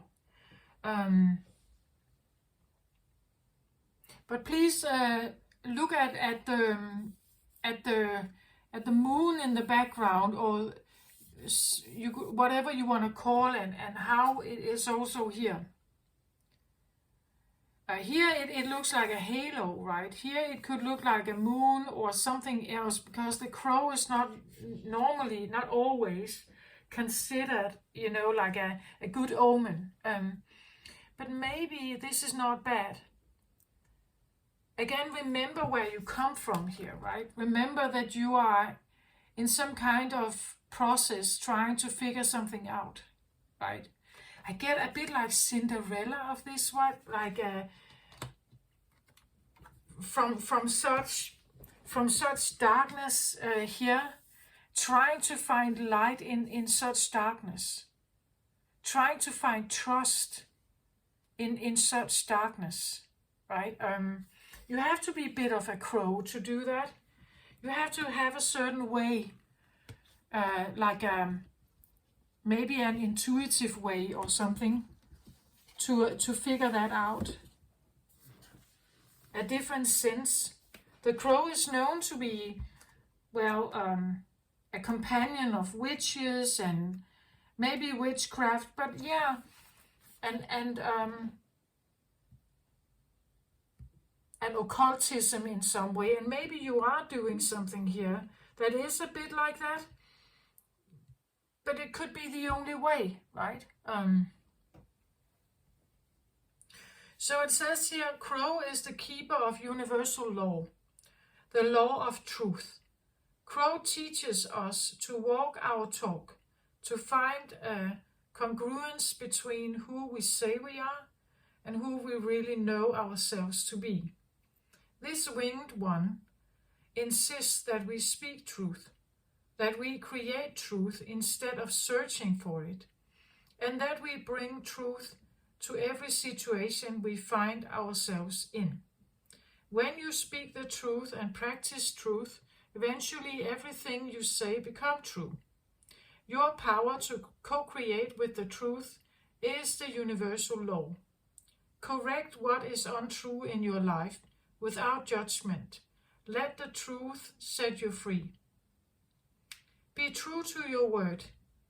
Crow arrives just as we have convinced ourselves that what we are doing is right and justified. And while this may be the case in the realm of relative truth, in the higher realm of absolute truth, it is not. Look deeply into your heart and remain alert, lest you convince yourself of something that isn't deeply true for you, or perhaps it's not the highest truth. Do not seduce yourself with illusions.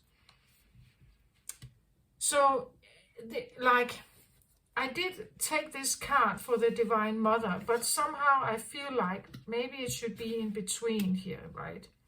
Maybe you have to become a crow to actually figure out who you are, because she sits here and she's very, like, I don't know if I would say virtuous, right? But she looks like a very beautiful woman. She sits here, but she's clouded, like there's so much around her here that just seems so dark. So maybe you have been somehow creating from illusion or in illusion, or not from the best vibes, I want to say. Maybe you do need to become a crow and look deeper. Deeper than your ego, like deeper than this superficial life. Deeper than what most people go, right?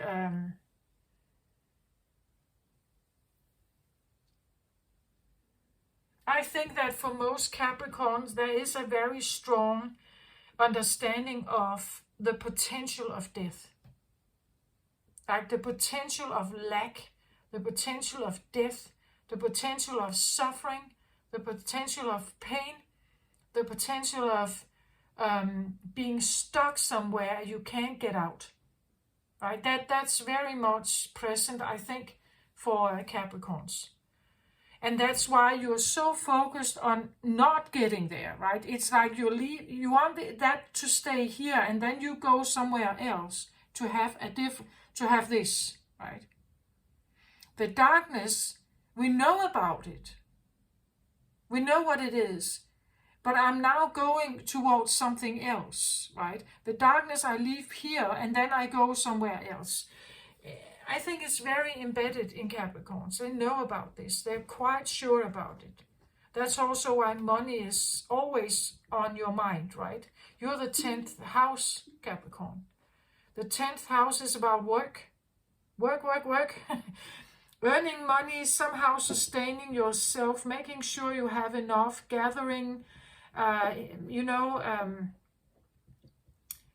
work, maybe passive income, finding ways of securing yourself in some way. I think that the mortality thing, like the human mortality, is also very present for Capricorns. You can become ill, right? It's maybe not so much dying. It's if you are in pain, like if you are hurting in that body of yours. If you have pain, or as I've described, I've had back pain, now I have this sensory thing going on.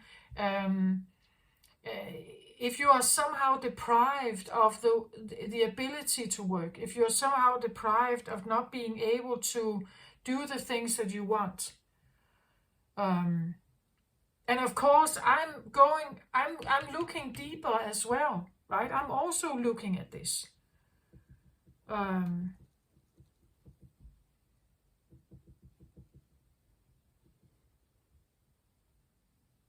Of course I am. As a Capricorn rising, I think it is present for, and sometimes we have to look deeper. We can manifest things in our lives that is actually a block to achieving something, because what it is you're trying to achieve is actually not in alignment with your true inner feelings.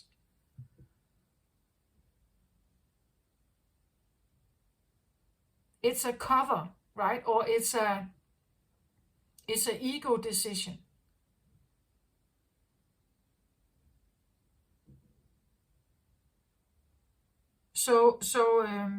And many people have ego decisions. I've had many ego decisions.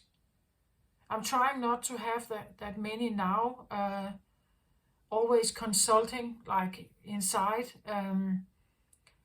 But when I was younger, I had many. I think many young people have, because they're still learning about life. They're still trying to figure stuff out, and whether things are good or bad choices. And if you haven't had like a mother like this, if you haven't had someone who was there to greet you and to help you and, be kind and considerate and compassionate about you, you will fail in the feeling of like having this guide.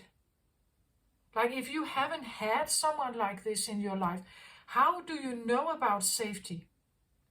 How do you know about feeling like that there's kindness around you, that there's support? If you haven't had this, how do you know that? If you've never felt it, how are you supposed to find your way out there? If you for some reason can figure out what this is and what it means to you, how does it feel? If you had someone like this around you, how does that feel? Because it's the feeling that is the guidance. Like you have to feel safe with a certain person. You have to feel safe in your workplace. You have to feel safe around your friends, right? But if you've never had it, usually what happens is that when we grow up, we are just repeating the same patterns that we grew up in as children. We just get out there, find friends, find lovers that just repeat exactly the same stuff you have been experiencing as a child. So it's important to figure out who she is. How is she? How does she conduct herself? What is her pace? What is her energy? How does she talk? Does she shout or talk? Is she talking in this more quieter, calmer way? Look for environments that has this soothing ability, right? Find corners of the world or places where you can sit and feel that right now I'm in the presence of her. Right now it's like I am somehow, with a person who is like this. Like, there are people who has this energy. But there are also places who has that energy.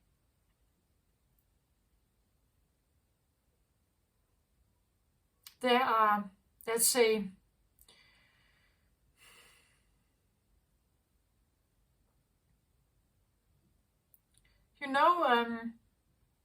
some animals can be very empathic. Like maybe you have a very beautiful dog that is a bit like a mother here. Like maybe it is a mother dog, right? But maybe it comes and it looks at you and it kind of just tunes in and puts its head on your lap, right? Like to just let you know that I'm here and I know that something is going on, but I'm here with you, A dog that comes and greets you every day, that always loves you and so on. Just find out what that is for you, right? It can be anything. Maybe it's like a long hot tub bath. A hot tub bath, right? In the evening where it's a bit quiet perhaps. Maybe you just lay there surrounded by this beautiful warm water with like scents or lavender oil or something that just seems soothing and calming and cleansing.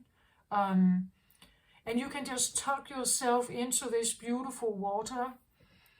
Or maybe it is a long walk in the park, away from the noisy, busy city, right? Maybe it is, maybe it's a friend here. Maybe it's a healer, maybe it's a healer. Or maybe it's, for instance, I've been listening to the channel called The Luninate. And it is an ASMR channel with Reiki sessions. And the woman who has these or makes these videos, I believe she's called Rose. I just feel like she has such a nice, calm, beautiful,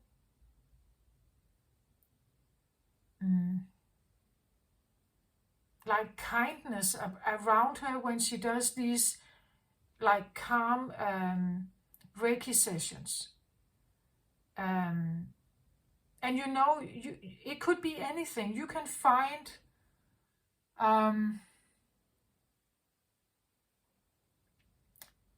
well, now I'm saying something, it probably sounds stupid, but just think about it for a moment, right? Let's say you have this great expensive push-up bra, right? And it has beautiful laces and everything. It's very beautiful, and it actually really like makes your bosom look really great. But if you should listen to the Divine Mother, right? You should take out your cotton, bra, right? The one without a wire and push-up and everything. The one that doesn't, It doesn't pinch you. It doesn't feel uncomfortable in any way. Yeah, maybe your bosom doesn't look the same, but it's comfortable. It's nice. It's yeah, comfortable in some way. Um, that could also be what you're looking for here. Look for something and feel into something that it's comfortable. It's nice here. It's calm and it's nice. The pace is pleasant. The tone is pleasant. I like this music, or I like this tone, or I like this pace. I like this relaxing sound. I like this realm. I like this nature, this place in nature. I like this hot tub bath, you know. It's comfortable, it's nice, it relaxes my nervous system, it gets me into a different state of balance. Maybe it even clears your mind, you know. It feels like it clears up something, maybe.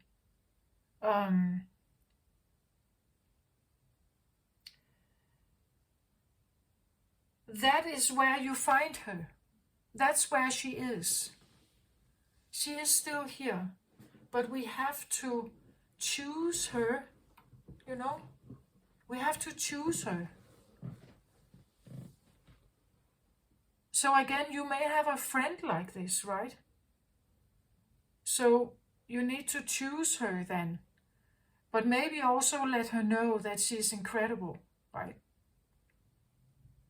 That she's amazing and incredible. For being exactly that friend, you know? For having that capacity to make you feel so embraced and so loved and so nurtured in some way, right?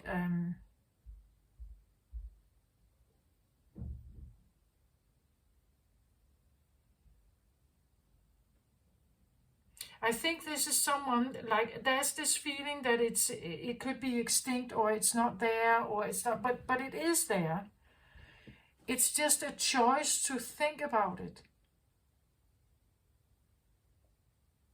Even if you were not given it, look for it in your surroundings, especially if you were not given, or you didn't have a mother like that. If you had a very harsh mother, who was very controlling or domineering or critical or something, then you would not know exactly what this feels like, but you will know and recognize things that can feel comfortable, kind,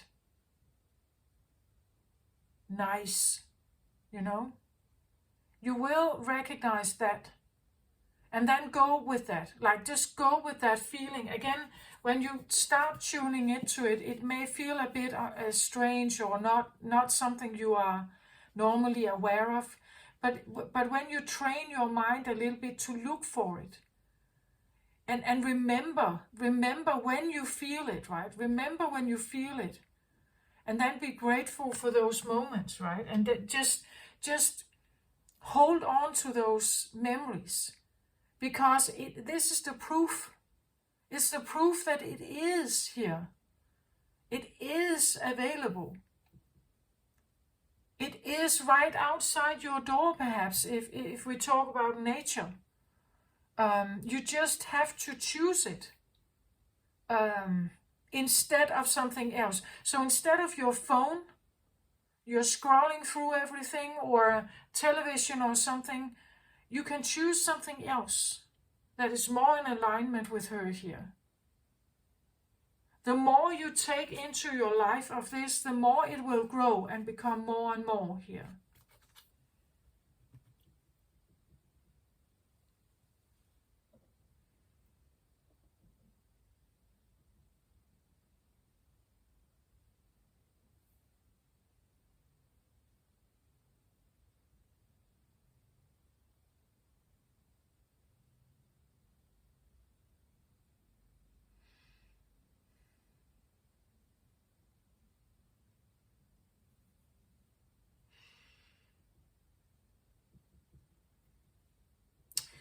Let's see, what else do I feel like I have here?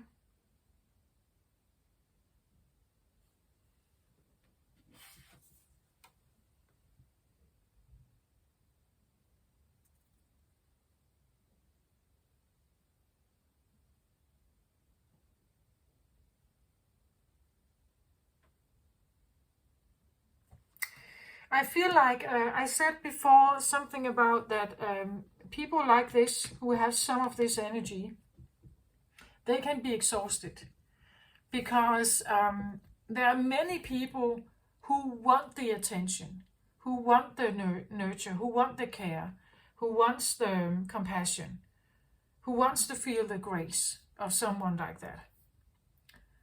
But not many are necessarily giving it back to her. They like to receive it from her, but they are not necessarily giving it later when they feel better. They're not necessarily giving it back to her. And that's what I feel like with, like sometimes they exhaust their batteries, right? How does someone like this keep her battery up?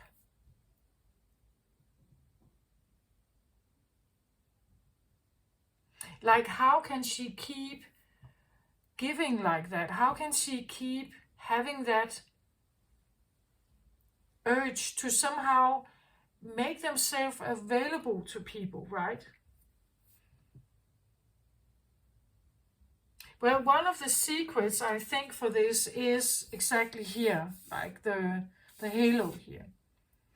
She's nurtured by something special here. That's why she is a divine mother. She's nurtured by divine source of light. Divine source of light that may come in here through your crown chakra to this divine mother. If this is you, right? That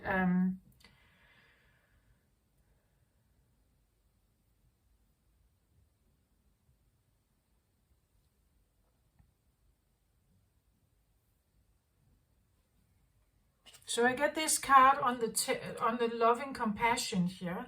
I get the 10 of Michael reversed here.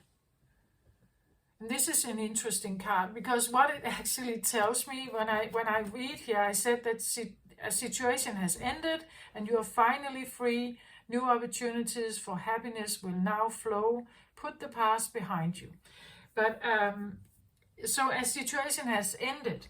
And I talk about the loving compassion here. No, this has not ended. It's reversed. It has not ended. What it has is that it has no ending. The 10 is reversed.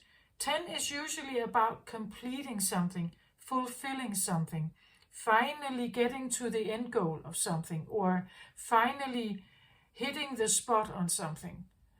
But like you mastered something, or you have that it has come to an end, or it's ending, or it's over, or something. But here it's reversed. And what is reversed? Like the loving compassion is reversed. This is a card that tells me that it's not finite. This loving compassion is infinite. There is no end.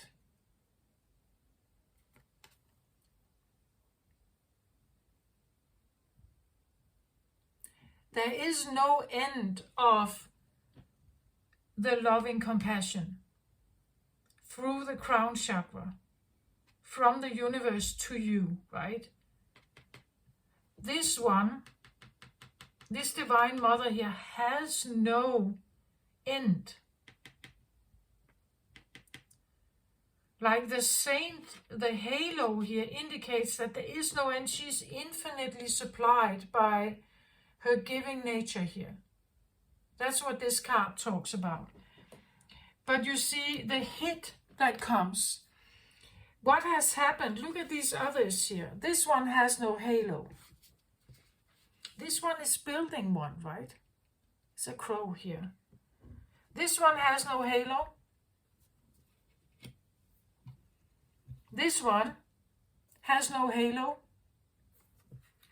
So what it means to me is something like whatever hit may have come, has severed, you could say, like the divine infinite supply of divine mother light.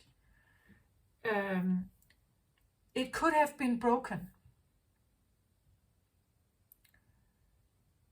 So what does that mean? It means that, well, maybe you've had a mother who didn't have this, like her connection with, like the divine loving compassion that is constantly channeled to a divine mother here may have been broken. So yes, she could run out of gas, right? She could run out of battery. We can have people that act like divine mothers, but they can run out of battery. That could be this one, right? They could have like literally the hearts of divine mothers, but they can run out of battery if there's nothing here around them that supports them, if there's nothing that keeps them going. So this could be like a divine, like a mother here that has like divine intention, but she has no infinite light. Like her light is finite. It has only what she is embodying. To get it back, she may need to become a crow here. Speak the truth about her situation, living that truth, embodying it. And I want to say, I feel like crow for me is a bit witch-like. It is a bit...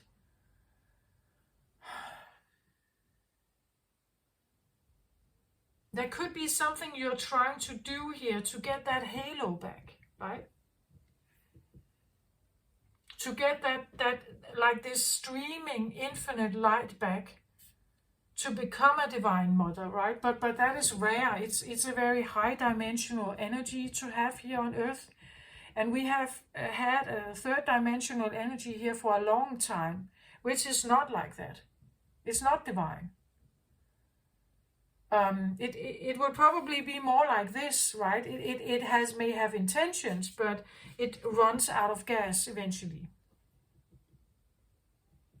That's one of the things that severs our normal human experience from the divine realm, right? The divine realm has certain qualities to it that is not present on Earth, at least not in the current dimensional energy sphere.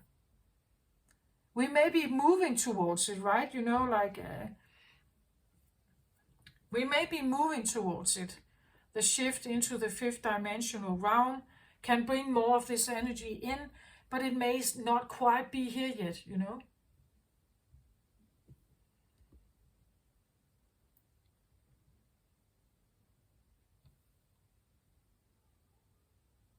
Yeah, so another card on this loving compassion here. I get the love card here.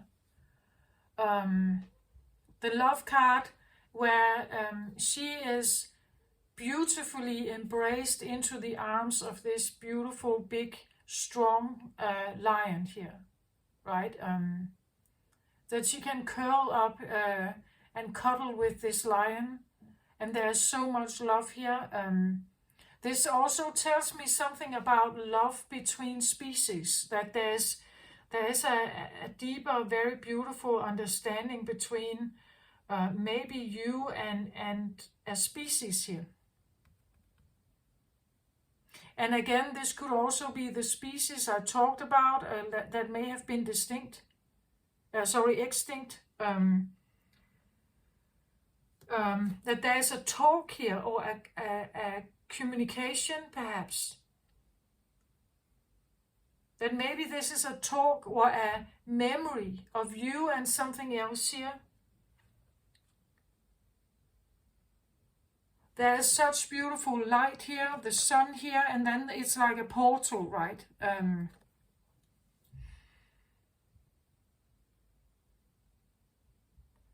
Loving compassion between species, or even, well, a species, this can be anything. It could be different nations, right?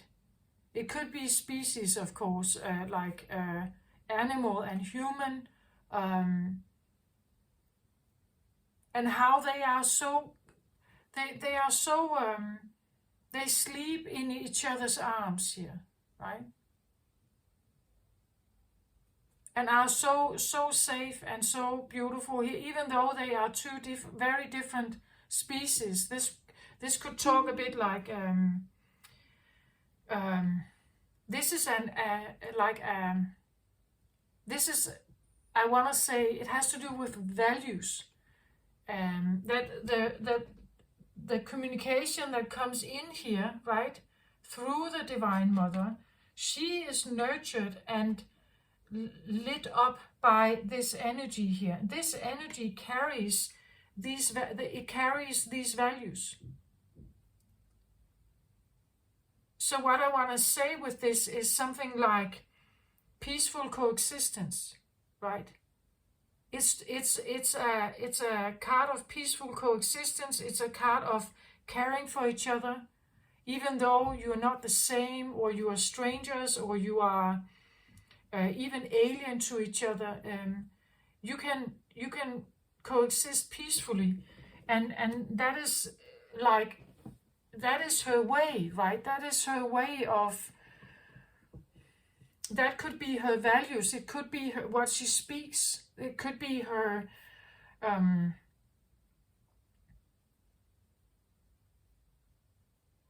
I guess that a Divine Mother would love all creatures, right? A Divine Mother would love all species.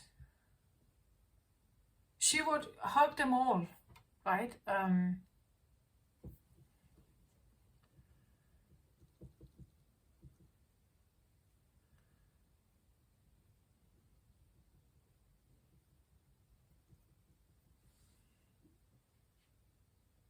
Like here, someone is bowing, like the show is over, right? But the show is not over. Here, the show is never over.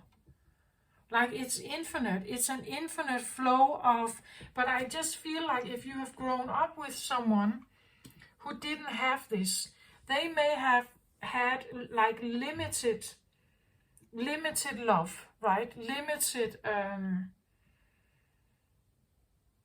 and that's what we know, right? We know that we have conditional love here on earth. Like, we know that it's not necessarily unconditional. It's not necessarily, it can run out of gas or battery, right? It can be used, and then we need a reload somehow. And if you don't have this, like a constant supply of something, then it's like you will run on empty then, right? You will run on empty. So what you're doing here, I feel like the crow is doing something to change this.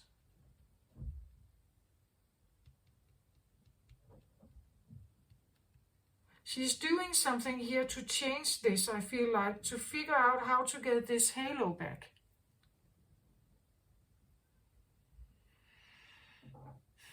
What is this crow doing here? Like, I just get this feeling that it's... What is this crow doing?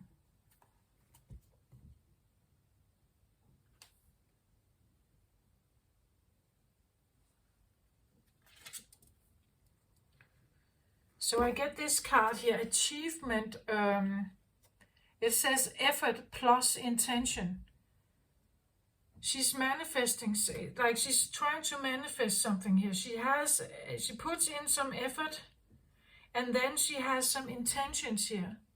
Look at this big buffalo that stands beside her here. She's trying to achieve something here.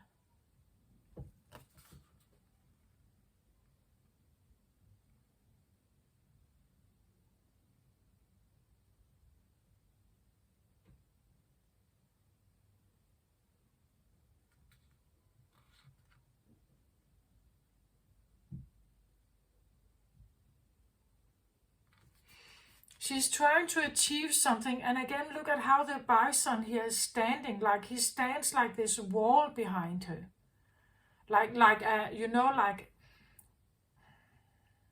like he's covering her back. You know, it's like there is a backing to what she's doing. That something here wants to back her up, to be there for her, to like she can lean on, a bit like this, right? That there is something here that is co-creating with each other. They like each other. They want to be together here, right? In loving coexistence. It's like this bison almost looks to me a bit like a spirit guide or something that is backing. Like it's like I have your back here in what you're doing, right? And that is the feeling, right? That it's like there's something here that is backing something in what it is that she's trying to do here. Achievement, it says. It's like the crow here wants to achieve something, is achieving something with effort plus intention. So with effort plus intention, she's achieving something here. Maybe it's about achievement. Maybe it has to do with you can achieve something. You can achieve whatever you want. Like something is backing you here in trying to maybe change your ways or like shift perspective or something here.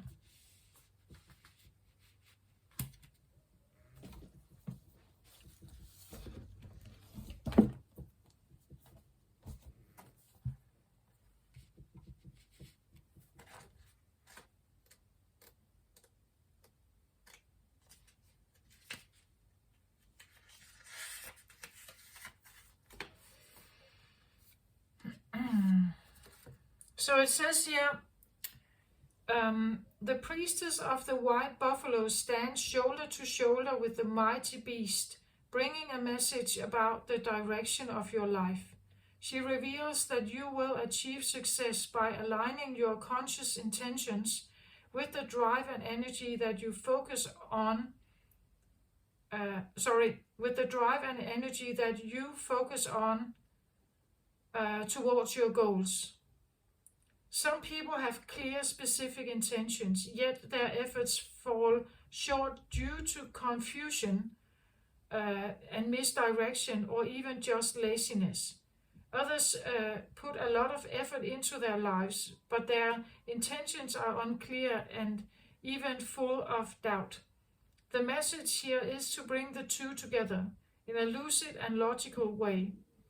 Understand your true intentions and take responsibility for the effort that you must put in to them every day. Buffalo are methodical in their movement, and they have hump on their shoulders, symbolic of the ability to carry heavy load. This represents the systematic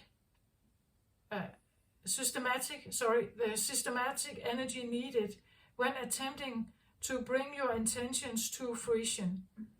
Abundant success is assured when you apply planned and patient effort to the intentions that truly resonate with your heart. Again, there is something here about the truth, the deeper truth of your heart here. Because what I see from this with the Divine Mother is actually, it's not about monetary gain for you perhaps here. It seems like it has to do with happiness, healing, personal healing, the healing of your connection to the divine here perhaps, needing to have patience. That is your true truth, and you may need to recognize that some of the goals you've had, maybe about earning money, having security and everything, it's not necessarily your deeper truth. Right? I don't know, this may not be for all Capricorns, but that's what I feel like. Since the white buffalo is so sacred and rare, this card brings a special message. It's time to raise your intentions and take your effort to a higher level. Bring prayer to your path and you will ignite the unlimited abundance that this beautiful creature signifies. Unlimited abundance. But I feel like it comes through this kind of work, right? That you are maybe a divine mother, or you want to be, but you find yourself running on empty perhaps, right?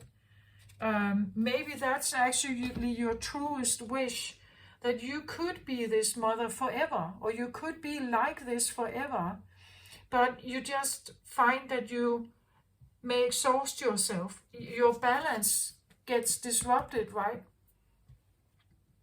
And you find yourself sitting here alone. Or even, like with low batteries, there's nothing in this environment. And I started this reading talking about environment. That there's nothing in this environment that is helping you. Because the third dimensional energy has no such thing as this. It doesn't live there. What you are doing seems to be an attempt to figure out how to get this here, right? To have it. Like this is like Christ energy, right? Christ was utterly sourced by God. Like the only reason why he died on the cross is because it was God's will. He took him back. But because he has infinite supply, he could have been going on forever.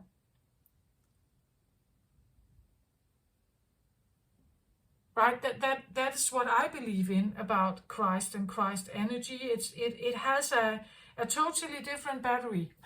It's way bigger. If it's even a battery, like it's like a cord of some kind that comes from through the crown chakra directly into the head and the crown of divine beings. That's why they have the halo, the shine, the glitter around their head. It's because they can hear the guidance. They follow this message or these values. And I think that you want to, like, look at her, look at the way she holds her hand here around the heart, and like she wants to be, I feel like, this mother. It's just that the halo is not quite there.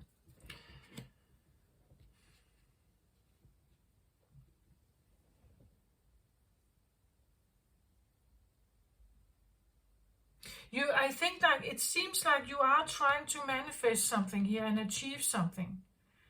But in order to do it, you have to become crow-like. Like really become very truthful about what it is that you seek.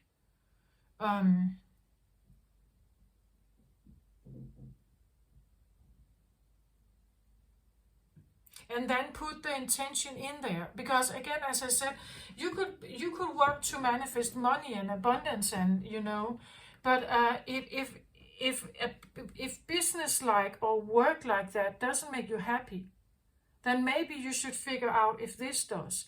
If this makes you happy, being a healer, a helper, a therapist, a childcare person, a nurse of some kind. If that makes you feel that you are in your right place, then, and you are embracing that you know this is who I am, then you should do that. That is your door to healing. Not necessarily through, money, like a business of some kind. Especially with this card that talks about truth and deeper truth, like really becoming very aware of what it is that you want to achieve or what it is that you want to be.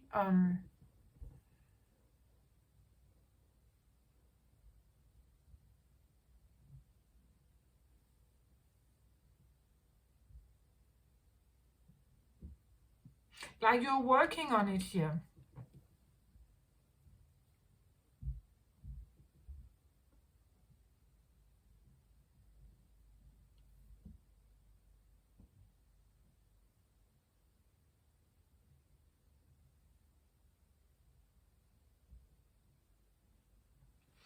So I'm asking specifically, what is this in the background here? Is it a halo? Is it a moon? Or what is it? Right?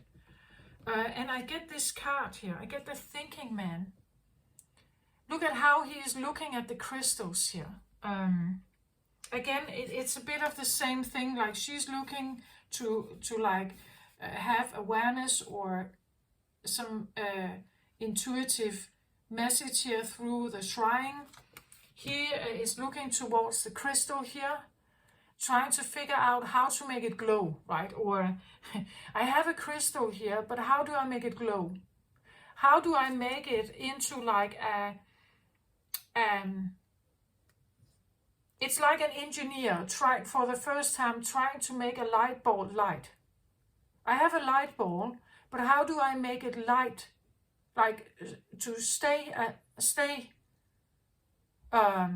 shining. How do I make it stay shining? Or how do I switch it on, you could say, so that it just is on? So it's like he's looking at this. He's wondering, how can I open this channel here? How can I switch it on? It's like he knows it's there. He's aware it's there. He knows that it's probably what is definitely like rewarding to her, right? It's very rewarding if you have loving compassion from God here. That is worth the while. It's everything. He's wondering how he can switch this on. He's looking at it. He's thinking about it. He's wondering. It's like an engineer, right? That's trying to figure out, or a mathematician solving a problem here. That's what the crow is doing. This shine around here has to do with that he knows that there's something there. He's looking at it. He's looking right at it. And then he's trying to figure out how to solve it. Make it shine.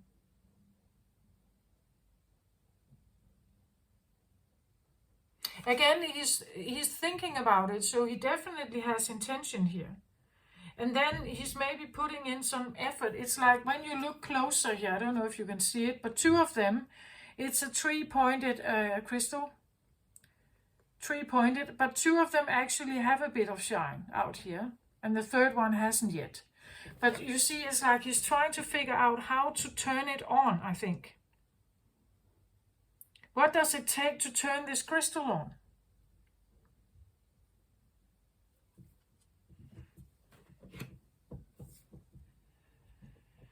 That's what the crow is about. I see the crow was a clarifier of the Divine Mother here. It's like someone is trying to figure out if they can turn on this switch here. Again, as I said, it could be your own internal feminine energy that is somehow trying to figure out how to revive herself or to regain more power or to get access to the Garden of Eden, perhaps here. You know, like this is that without this, like with this is closed, when this is switched off here, the doors are probably closed, you know, here. But if you somehow figure out how to switch it on here, you can open the doors also to the Garden of Eden here. You know, something like that.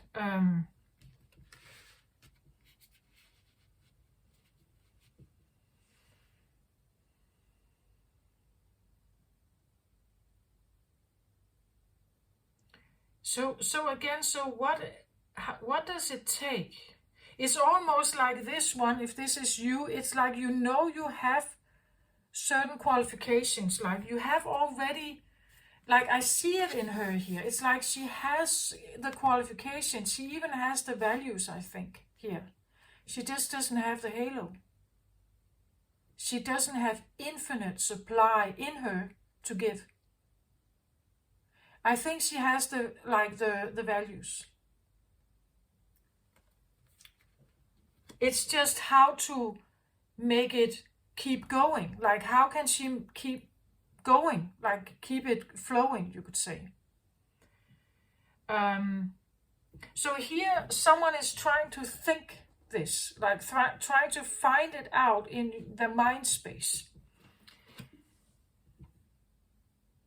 What I feel like this card and this card is saying, it's something about, if you really want this,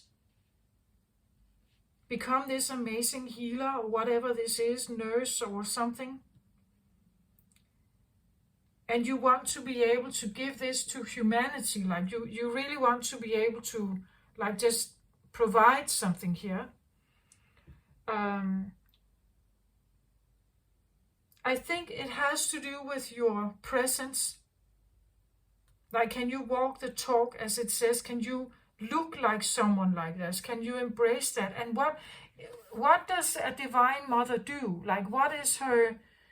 She probably prays, doesn't she? Like, she probably is a believer of God. She probably has faith. She probably is devoted to like certain virtues, I guess. Do you walk and talk that? Are you like that? Or are you just a crow trying to pretend that you are? You know, like it's...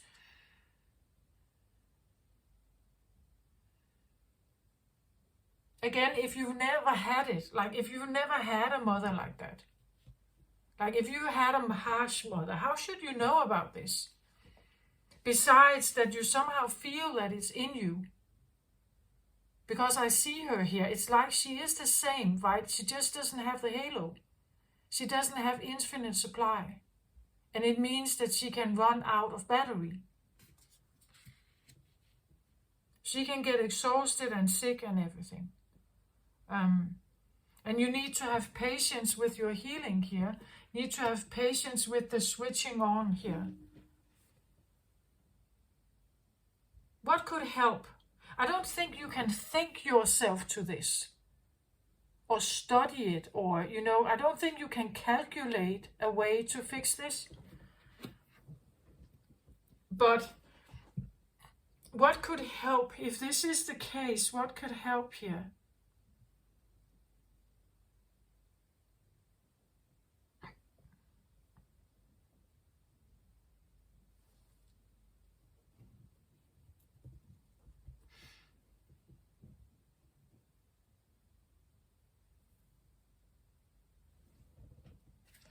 So again, I get this card that says appreciation. Yeah, be appreciative of what you have, and be appreciative of maybe also that you...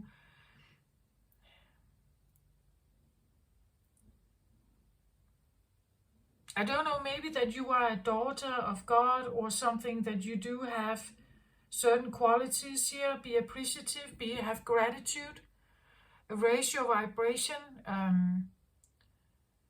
towards love here. Again, embrace what's around you. Embrace all species. Embrace all roses, all vegetation, all kinds of animals, all kinds of people. Show up as her, right? And be appreciative of who you are and what you are and what you know.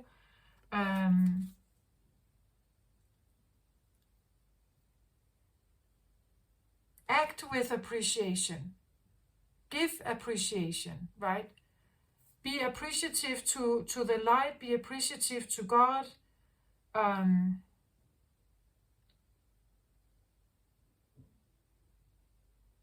Having appreciation and gratitude is one of the ways to raise your vibration. I don't think you can think it, like you cannot think it into reality. It's also about embracing the vibration of it.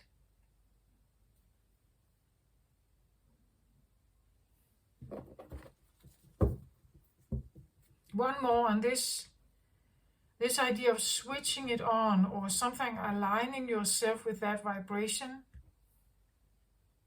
Wow, this one, I haven't seen this one before. Interesting. Let's have a look. It says, Our Lady of Guadalupe, the Empress of Protection. I'm safe and divinely protected. I'm held in love at all times.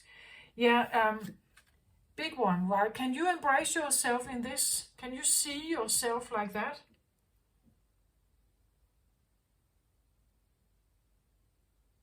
The Empress of Protection. Can you just know that you're protected, know that you are safe, know that you are an empress here. Know that you are safe and divinely protected at all times. You are held in love at all times.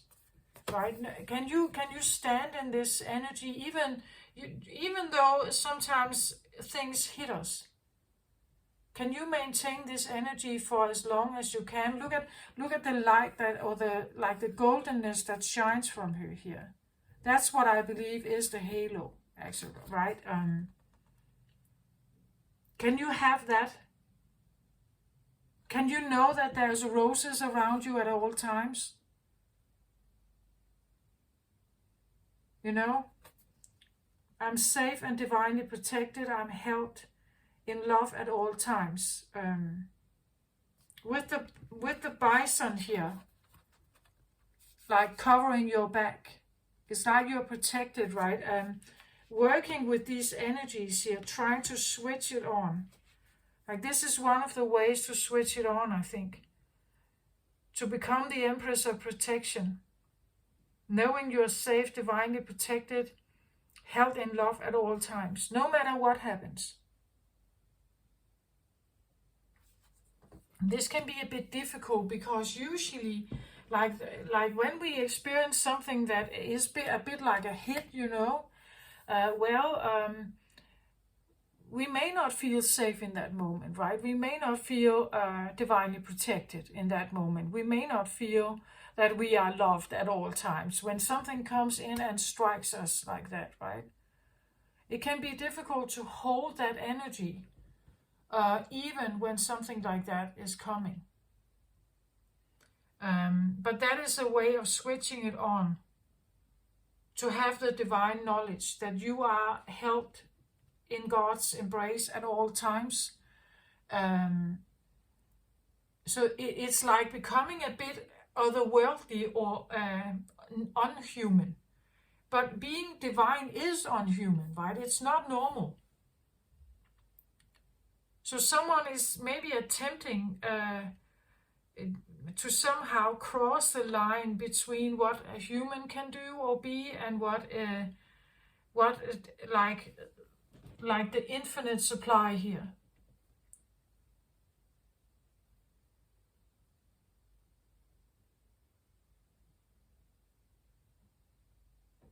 Interesting. Ambitious Capricorn. I hope you succeed, because we need more of those here, right?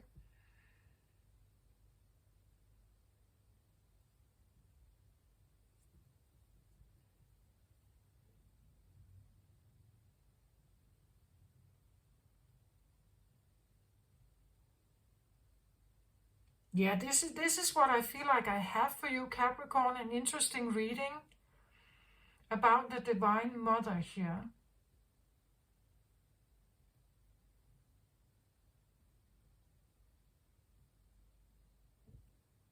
She is the Madonna, right? It is this otherworldly mother figure that has such an enormous amount of grace and love for everything that exists, for everything that is here.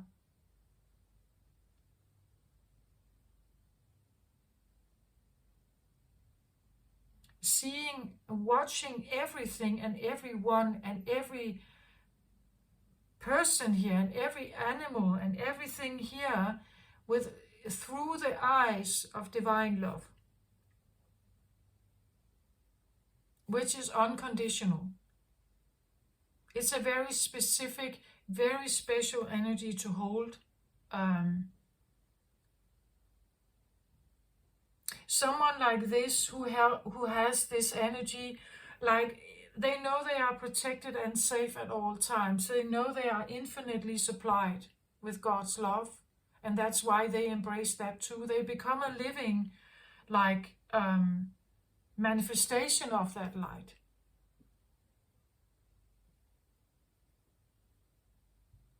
It's probably not yet here, you know, like it would be a bit like the return of Christ, or the return of similar but mother energy. But you know, it's a beautiful ambition. I get the feeling of someone trying to crack the code or something. Like the code between being a human with no halo here, and then becoming the one with one. But then you have to become them, right? You literally have to say yes to this divine mission, living your life like that, in accordance to universal love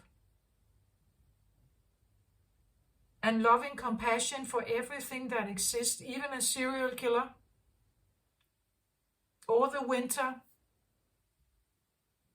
you know, or the frostbites, or the back injury, or whatever you have experienced, or terrible parents, or, you know, it's a big thing to be able to do that. But if that is your goal, or that is your ambition here, well, I think you should go ahead, right?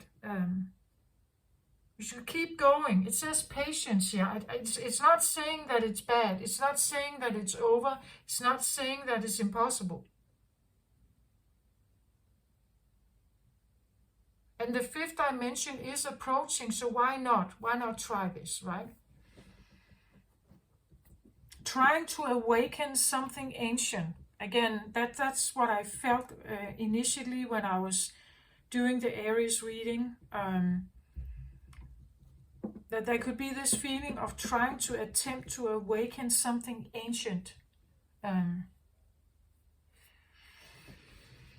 Yeah, so this is what I have, Capricorn. I hope this helped somehow.